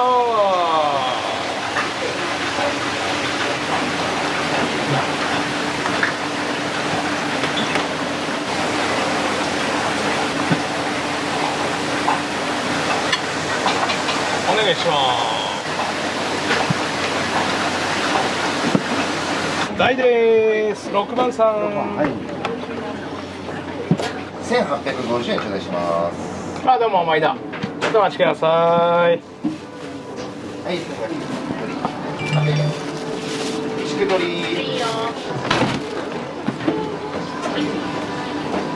おにぎりも一丁。窓。おにぎりも一丁です。おにぎりラッシュ。日替わりのショー。レモン失礼します。天ぷらお待たせ。おい。ちびちびがいった。まだ行ってない。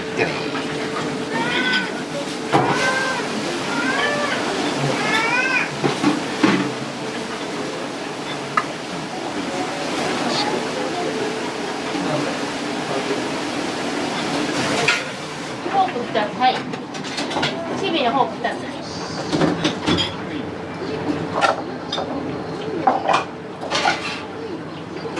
いや、中。どうもありがとうございました。ごめんなさい、失礼しました。はい、すみません。いや、中華。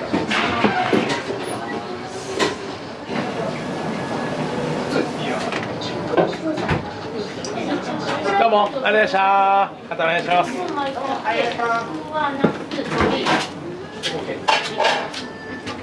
あとおにぎりです。どうです。はい。ありがとうございました。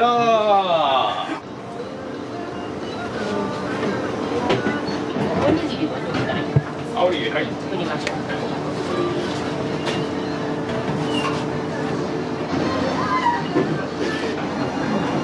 ニラはいらなかった。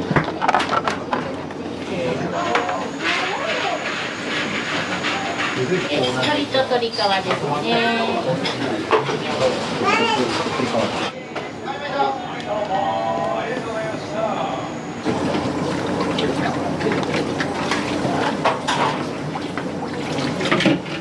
では次ます。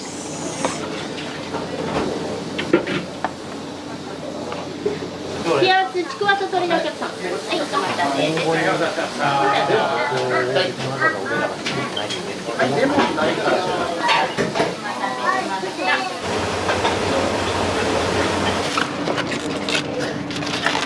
大が3つと天ぷらですね。鶏さんとゲストとちくわとなす。もう1個これってな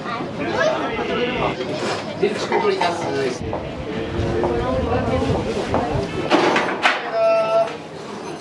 2名さんお待ちくださいね。お待たせです。はい、ありがとうございます。キヤキヤ中小。ヒヤヒヤ中小。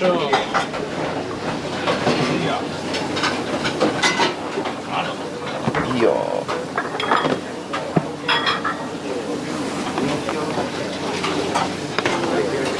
失礼します。前田。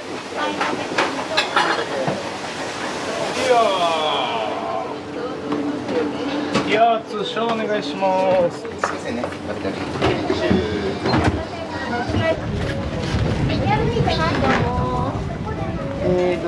名さん、4名さん。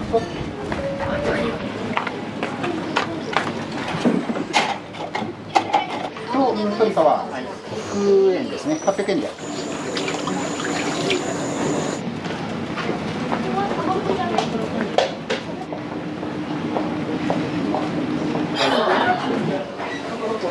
ちくわ天、ナス1、ちくわ1。はい、ありがとうございます。はい。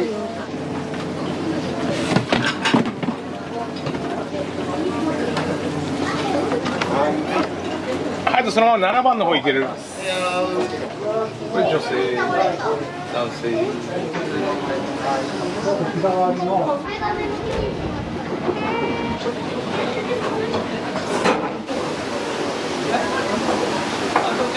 ありました、ありました。で、行って帰るときに見かけて。あ、全然気づかなかった。そうね。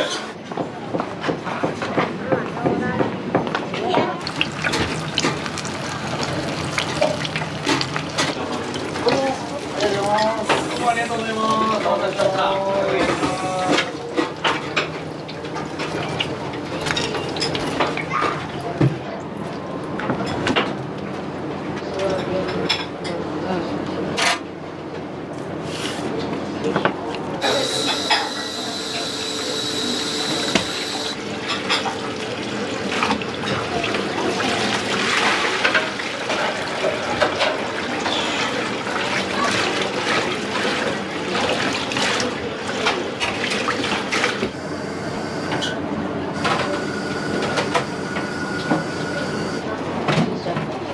どうもー。ありがとうございます。お待たせしました。どうもお願いします。またお願いします。ありがとうございます。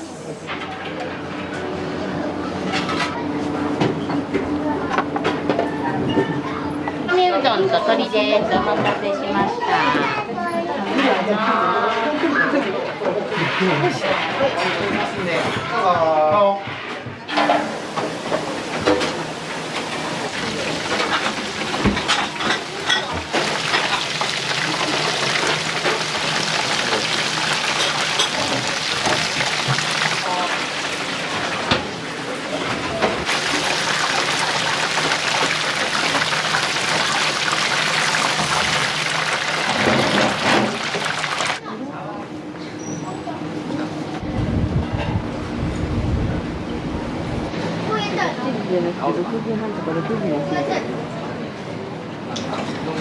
はい、お待たせしました。日替わりです。こちらでよろしいですか。はい。はい、お待たせ。はい。皆さんどうも。ありがとうございました。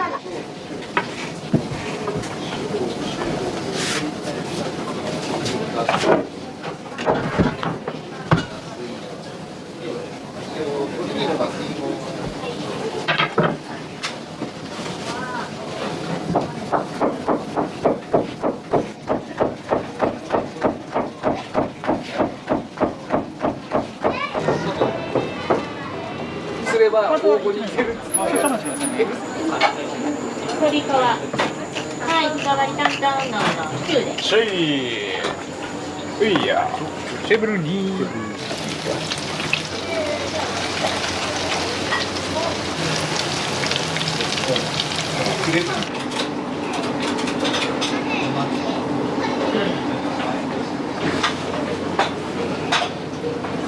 はい。ありがとうございます。100円。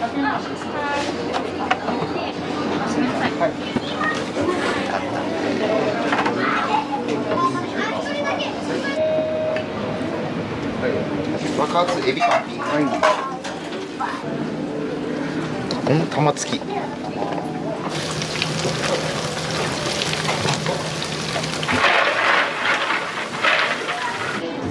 はい、ありがとうございます。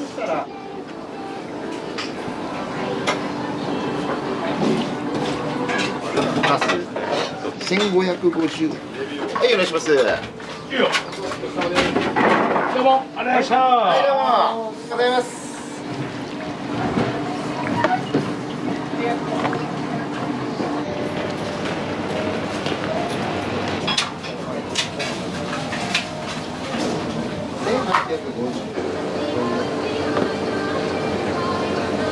祝ゲソ。飯。お願いします。じゃん。毎度。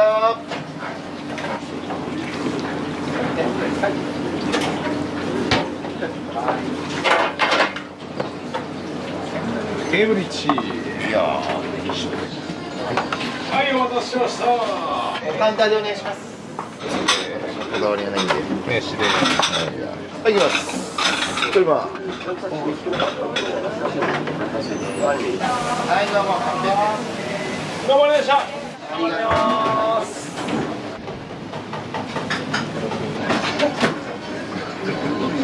どうもありがとうございます。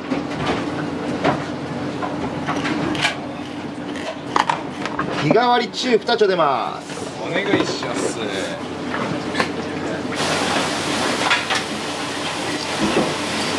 ありがとうございました。大変お待たせしました。どうもありがとうございます。ありがとうございました。よ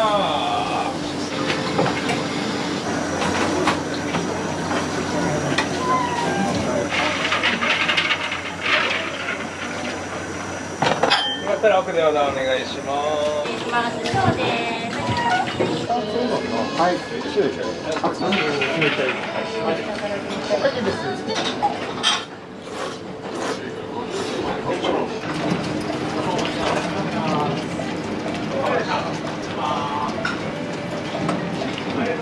どうもおいかが出ます。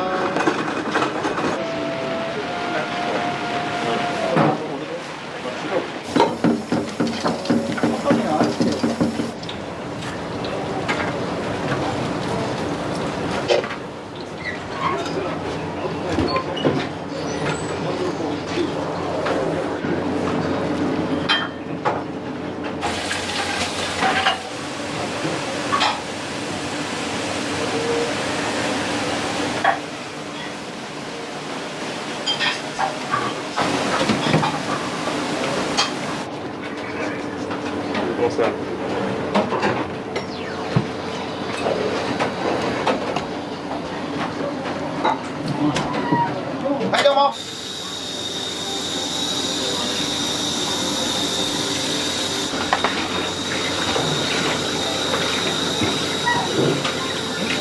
湯だめでお待たせいたしました。どうぞ。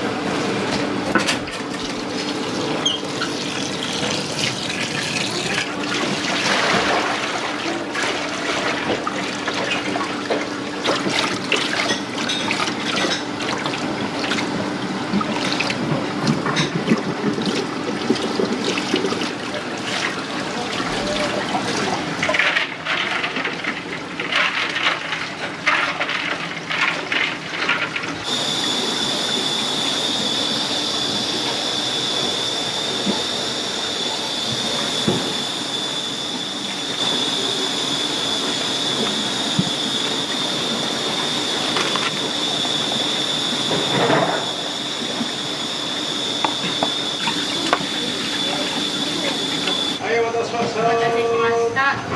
冷たい醤油うどんです。ちくわとゲソ天です。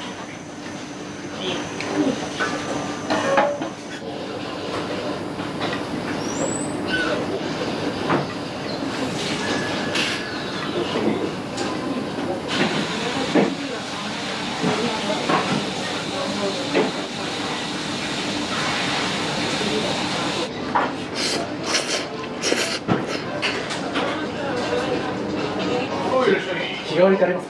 日替わりあるよね。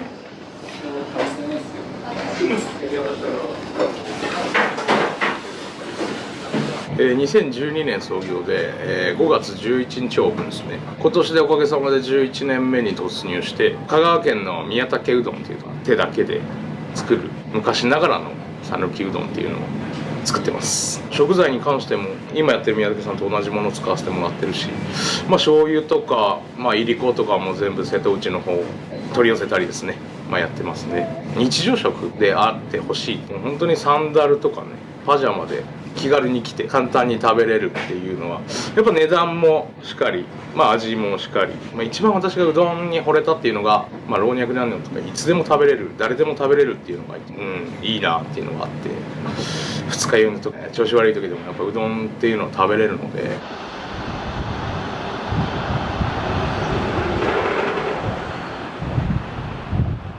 やっぱり自分のやりたいことをやろうかなと思った時に讃岐うどんもどうかなっていう思いが。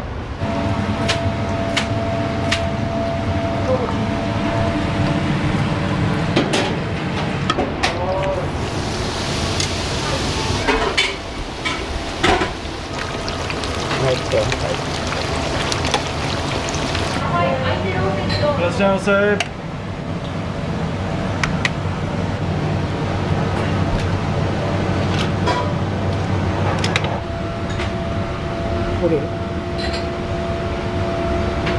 16年目に入って建物がマンションに変わるんで。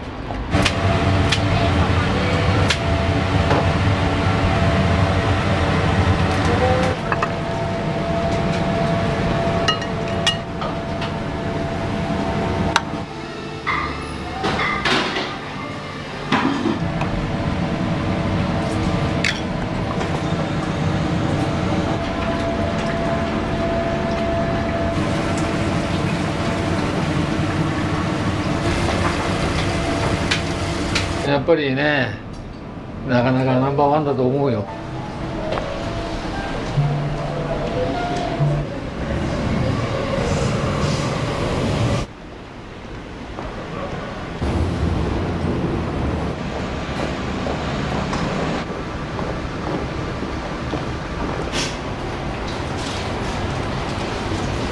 来月のね、5日の日、7月の5日の日の午後ね、白だしっていうのを仕込んでるんですよ。その白だしをもとに冷たいぶっかけのおだしで、あったかいぶっかけのおだし、ざるうどんのおだしで、天ぷらをつける天つゆのおだし、それと最後にかけうどんのおだし、これだけを作ります。うるめ、サバ、メジカ、これが入ってます。でこれ最後に本節、かつお節、これを入れます。天然素材 100%。当店では辛み返しと甘み返し、それとこの白だしをブレンドして、それを毎日ここで作る。これが辛み返しなんです。しいたけと昆布と薄口醤油。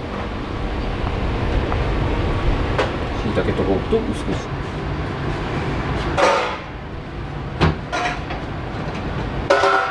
で甘み返しというのは本みりん、で日本酒で白ワイン、赤ワイン、それを仕込んで冷蔵庫で寝かしてあります。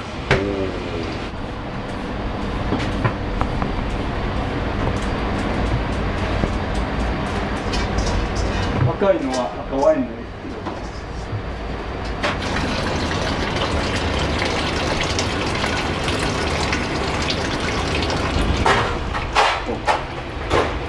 これは北海道の道南地方の真昆布。全国の建設事業にいて、51歳の時に会社のリストラがあって手を挙げて辞めたんです。やっぱり自分のやりたいことをやろうかなと思った時に讃岐うどんもどうかなっていう思いが湧いてきた。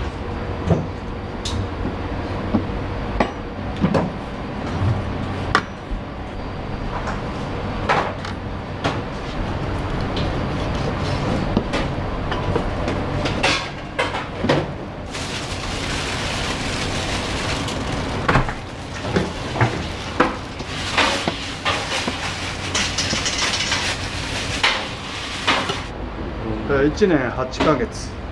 このお店自体は1年8ヶ月。その前に私がやってた仙国に讃岐うどん元気というのがあって、16年目に入って建物がマンションに変わるんで、なるほど、地上げされて、けどお客さんがね、もったいないから何とかしてくれっていう声がだんだん大きくなってきて、まあ、食べログの100名店にも入ってたし、文京区の食の100点にも選ばれてて。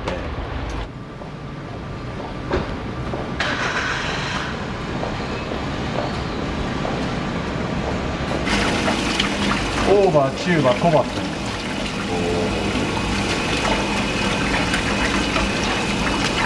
この人は天ぷら担当駒田って言うんですけど、戦国の店の時から来ておられて、72で採用したんですよ。私ぐらいの年齢で、で今86歳、健康でいれば仕事できるっていう先輩ですよ。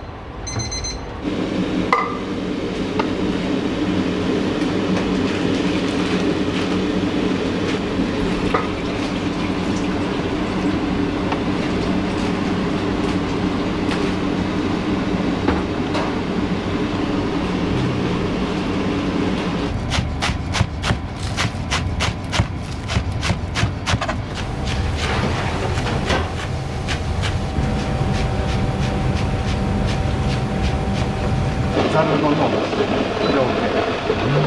冷やします。これが冷ぶっかけのお菓子。一回お出すことによって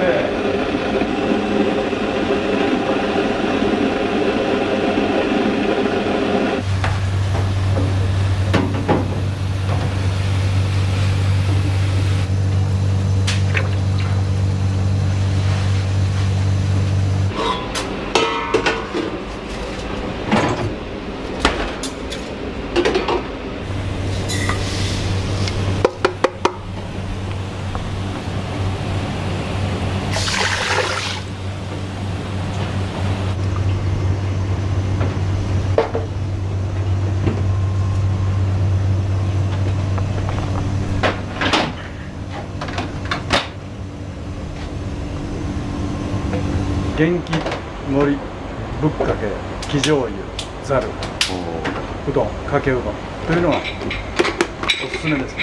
なんか経緯あったの？それはね、戦国で始めた時に柏店ぶっかけうどんっていうのはいろんなやるところはほとんど唐揚げ状態の丸っこいやつを乗っけるという、どこのうどん屋もそうだったんですね。差別化を図るために考えたんです。長いのでいこうと。他の店より。は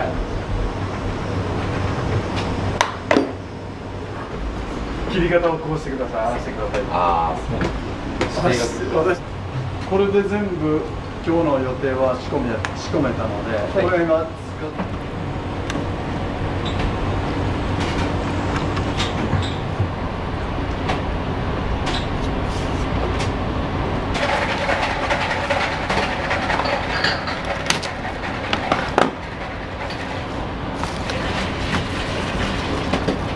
元っていう意味が元気の源なんですよ、天然素材の元という、それが元気の源で、作ったものを食べてもらって喜んでいただいて元気になってくれっていうのが元気。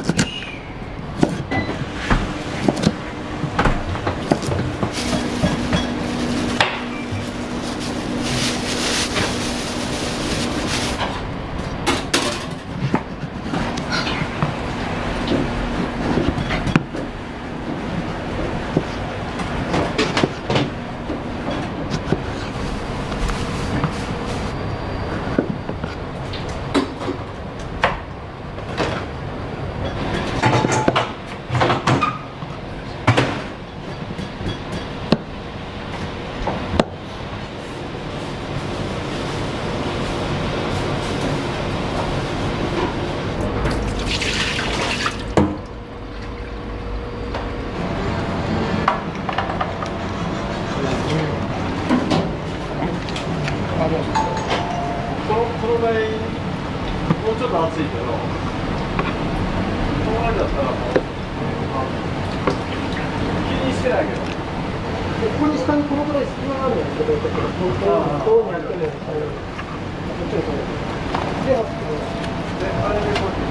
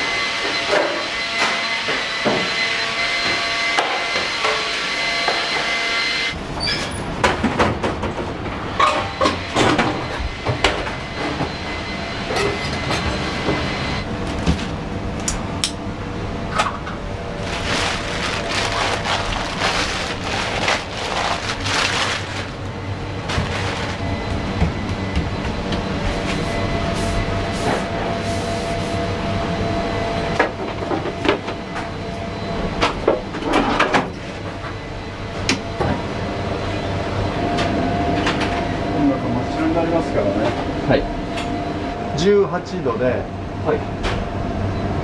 16時間仕込んでおいたんですよ。これ今が一番食べ頃です。土日は24キロ、袋1体分ぐらいですね。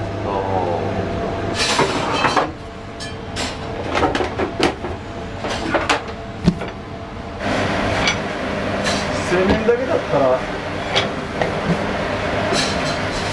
麺と天ぷらとかね、そういうセットでお出汁と。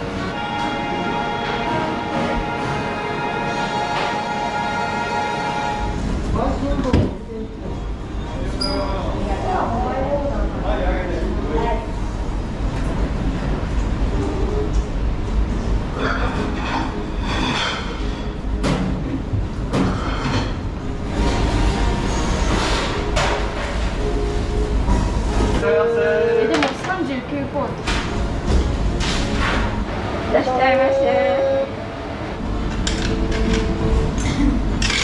巻いてうどんエビ天1本。ありがとうございます。ありがとうございます。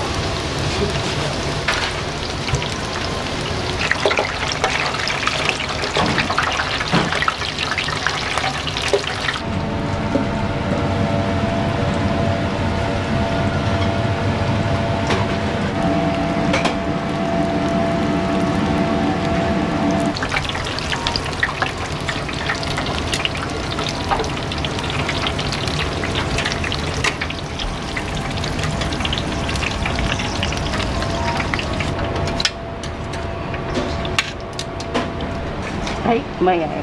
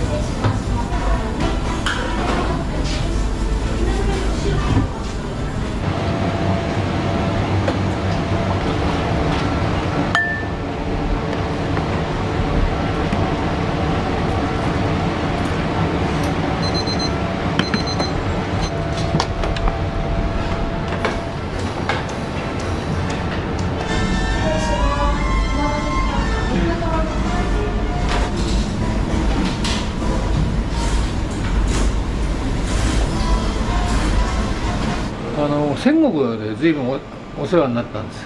ここは2回。ええ。やっぱ味の、やっぱりね、なかなかナンバーワンだと思うよ。本当ですか。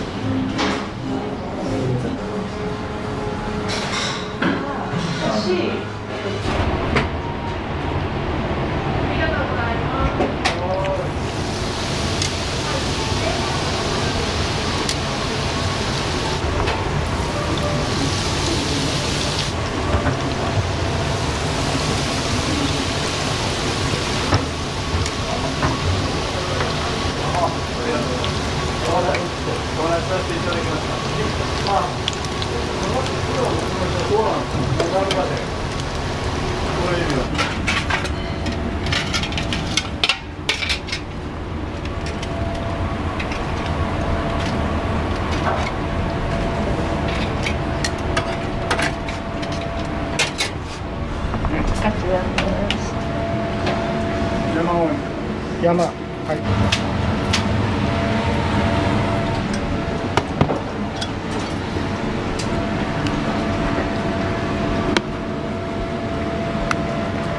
OK です。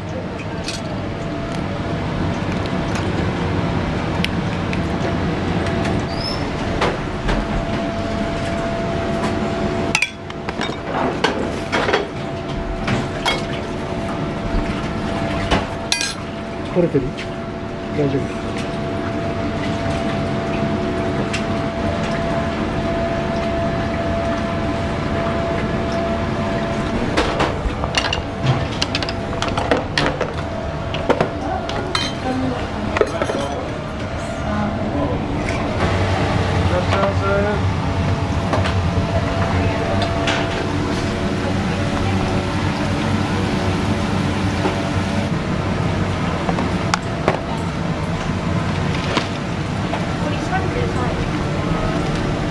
ありがとうございます。あやこちゃん今何名様？あ、一人です。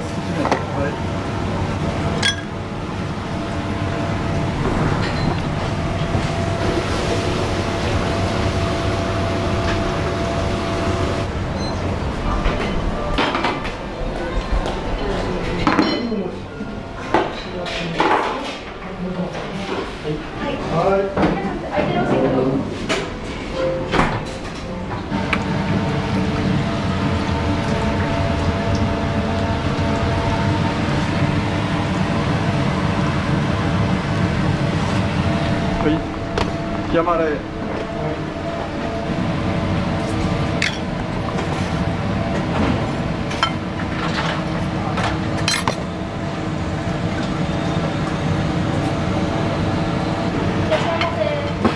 らっしゃいませ。お願いします。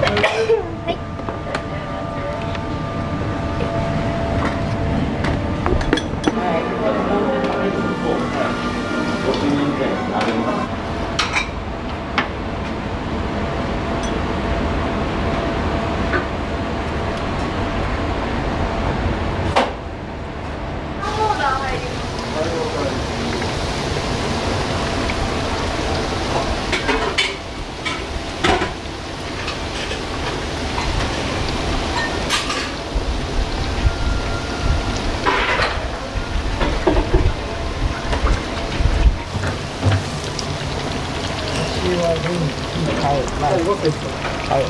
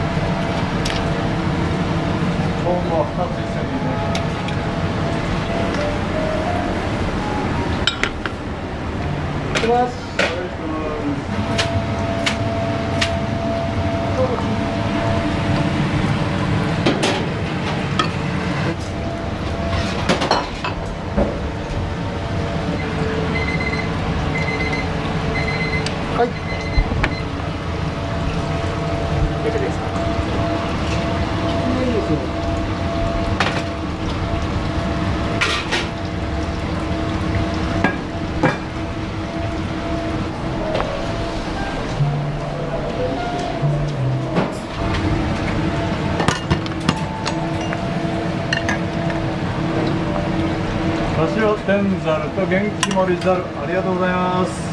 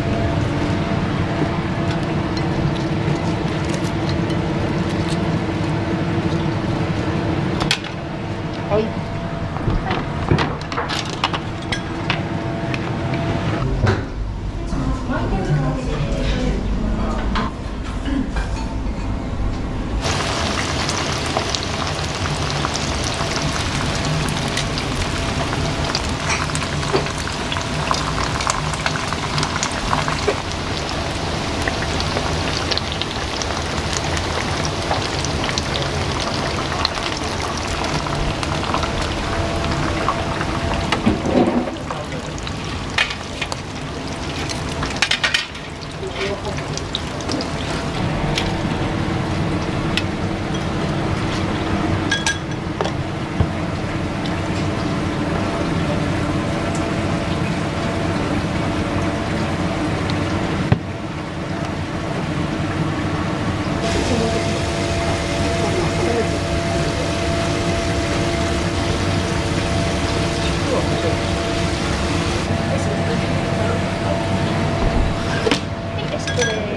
りがとうございます。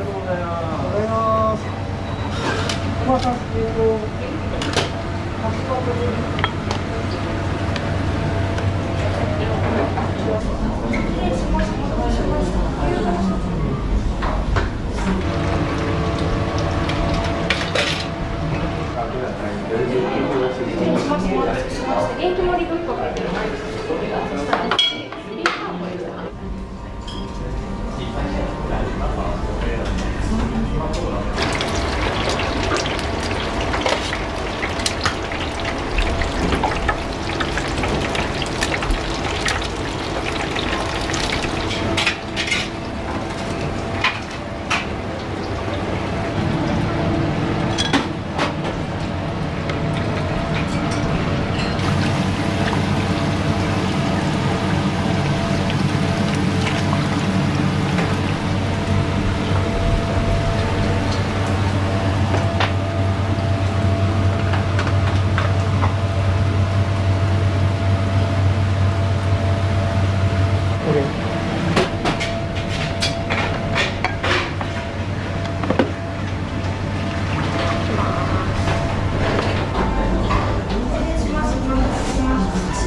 か？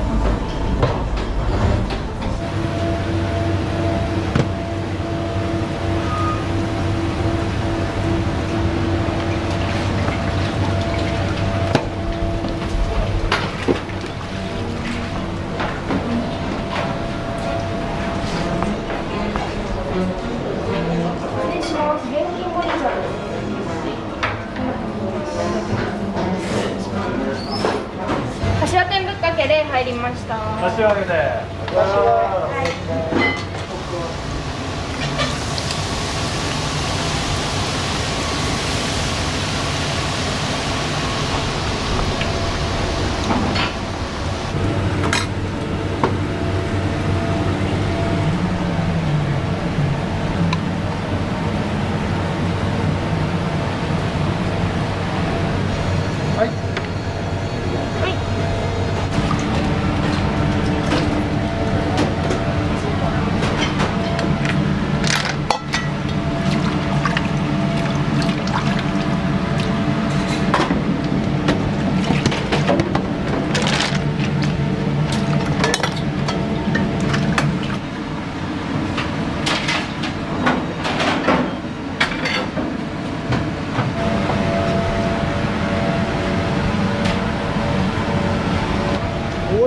会計が1331円です。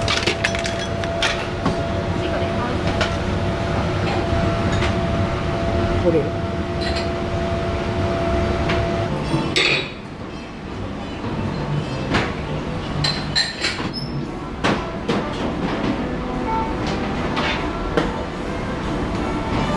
ありがとうございます。ありがとうございます。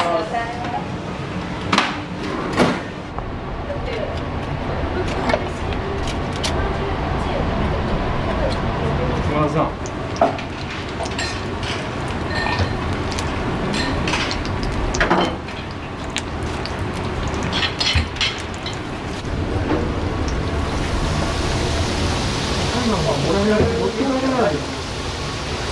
テイクアウト容器がない。じゃあまあ冷たいの元気盛りでいこうかなと。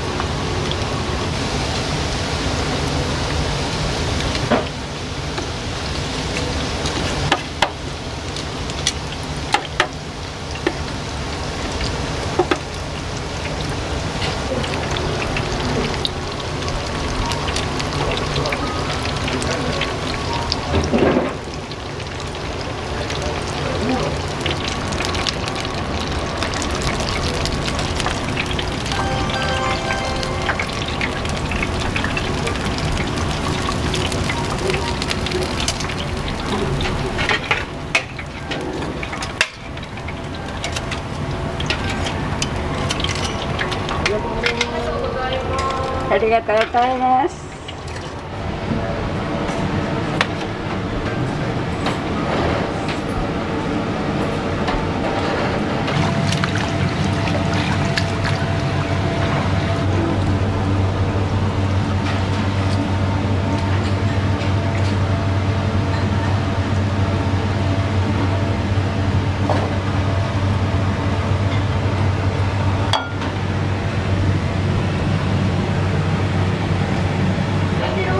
いらっしゃいませ。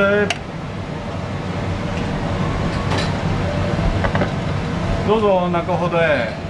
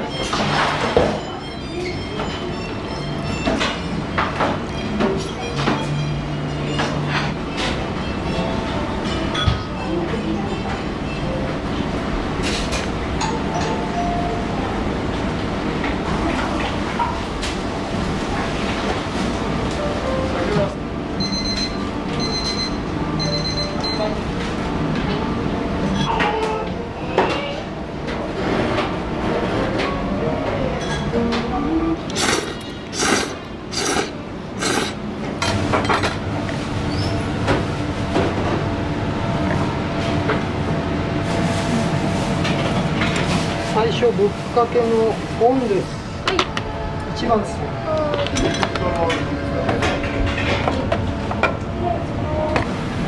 りがとうございます。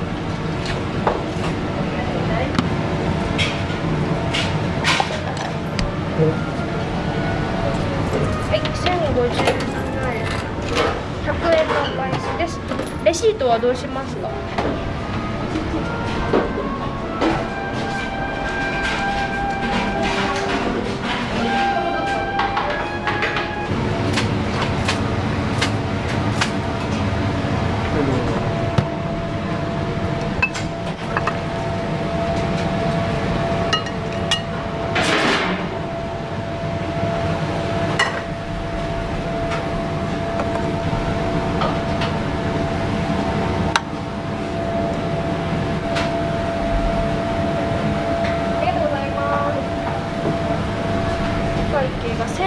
？1430円になります。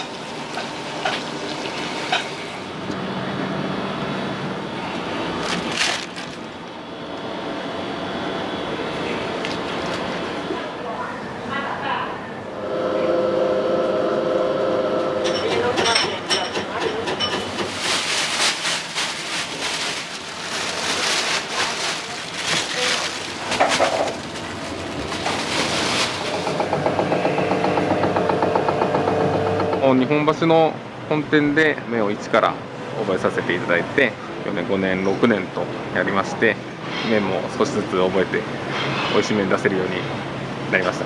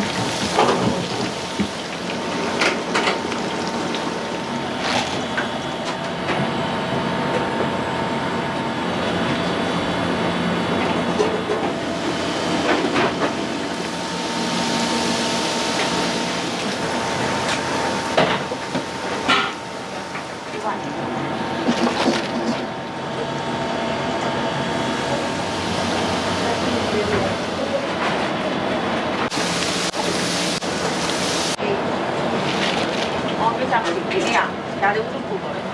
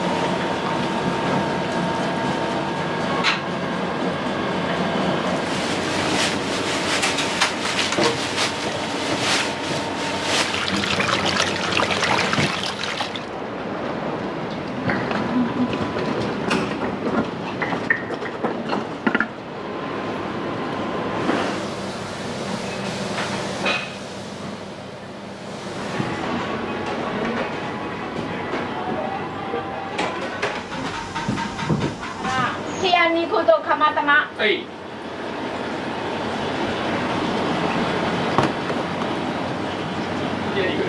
はい。冷や肉と盛り一緒。はい。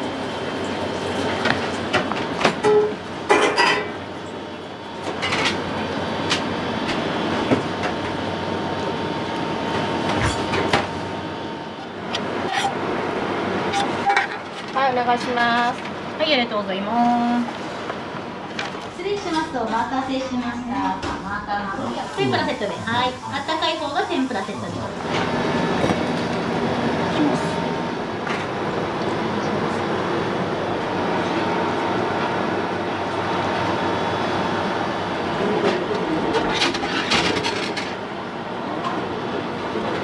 願いします。30。いい。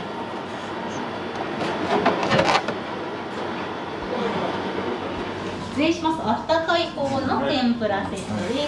お気をつけください。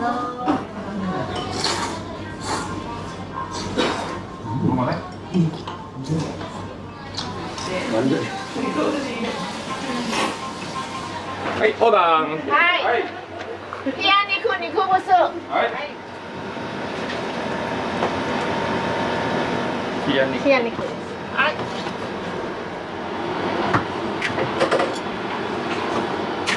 はい、ご失礼します。肉ぶっかけうどんです。レモン絞っていただいてよく混ぜてからお召し上がりください。失礼します。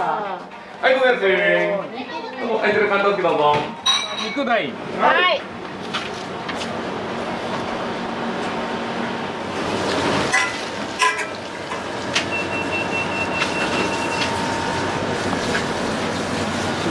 肉を盛り。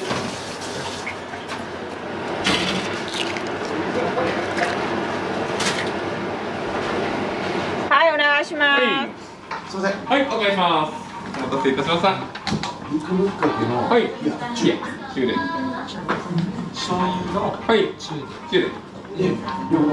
かしこまりました。お願いいたします。お願いします。30。はい。じゃあ、バウ。はい。はい、飛びが。お待たせしました。肉ぶっかけです。レモン絞っていただきまして、よく混ぜてからお召し上がりください。失礼します。はい、お願いします。お待たせしました。昭和7回に吉田の盛り合わせ。1個だけ。はい。盛り合い。お願いします。20。はい。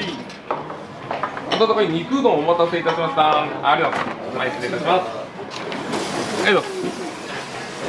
お待たせしました。温かいかけうどんと天ぷら。ありがとうございます。はい、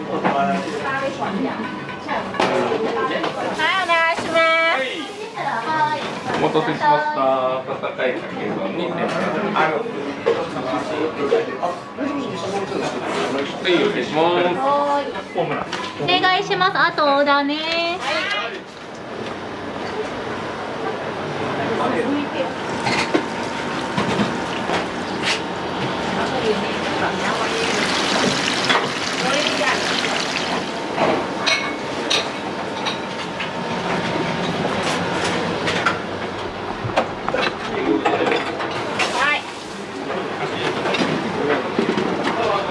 願いします。10度11。冷や肉終わったら明日。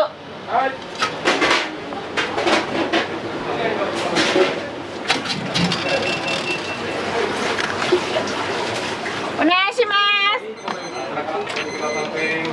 じゃあどうぞ。はい、田中さんありがとうございます。お願いします。明日終わったら肉分。おどうだ。肉ブス並み肉ブスお盛りね。冷たい麺出るよ。はい。もう違います。お願いします。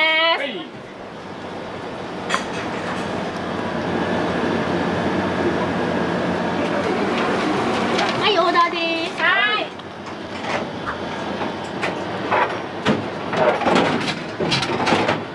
あと2個。はい。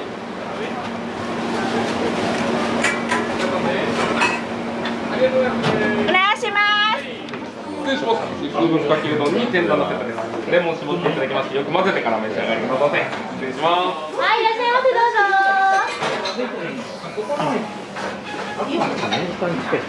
ぞ。はい、どうぞ。失礼します。はい、だから失礼します。先に中盛りの方。はい、失礼します。こちらが大でございます。お待たせしました。いらっしゃいませ。はい、いらっしゃいませ。野菜で。はい。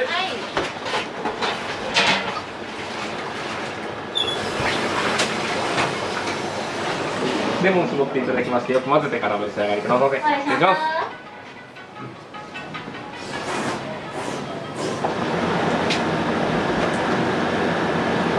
あ、ついです。はい。お願いします。お願いします。はいよ。お願いします。お願いします。これ中から来て。はい。ありがとうございました。ありがとうございます。ありがとうございました。ありがとうございました。ありがとうございました。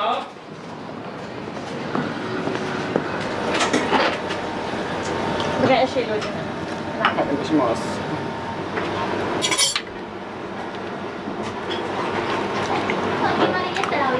お願いします。お玉で。はい、わかりました。8です。肉、冷や肉。お客様、携帯。肉うどんのこれ温かいの。温かいの。以上です。はい。たまたま。お願いします。盛り合わせ。盛り合い、たまたま。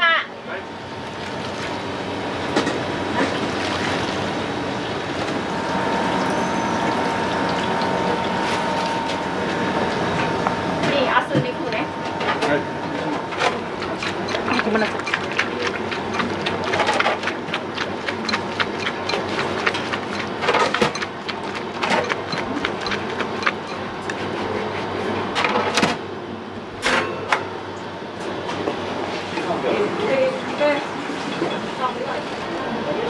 はい、ありがとうございます。ありがとうございました。冷たいの一つと冷たいの一つ、冷たいの一つ、あったかいの二つ。はい、はい、オーダー。はい。肉ね、部屋肉一、たまたま一。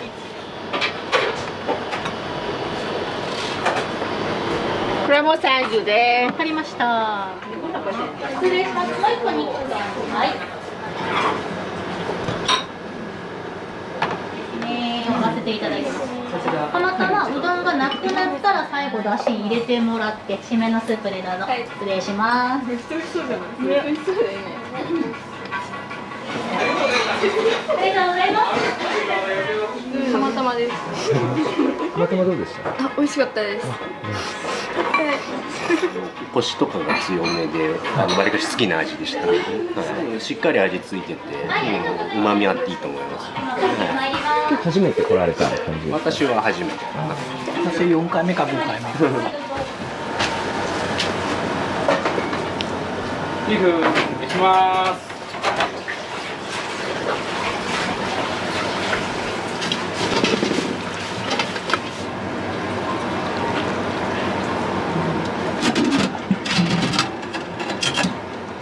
はい、ありがとうございます。お待たせしました。温かい肉うどんです。はい、失礼いたします。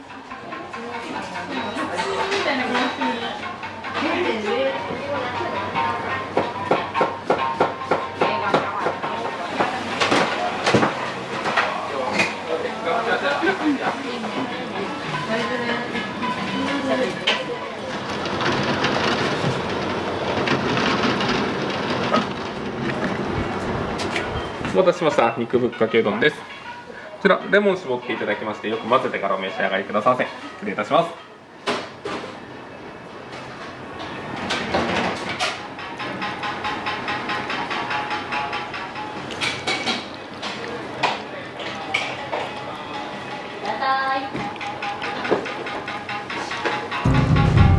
結構普通盛りでも他のおうどん屋さんの大盛りぐらいは多分あると思いますので、女性の方では量多かったっていう方も結構いらっしゃいますし、男性の方でも大盛りするとかなりのボリュームで満足していただけるって方もかなりいらっしゃいますね。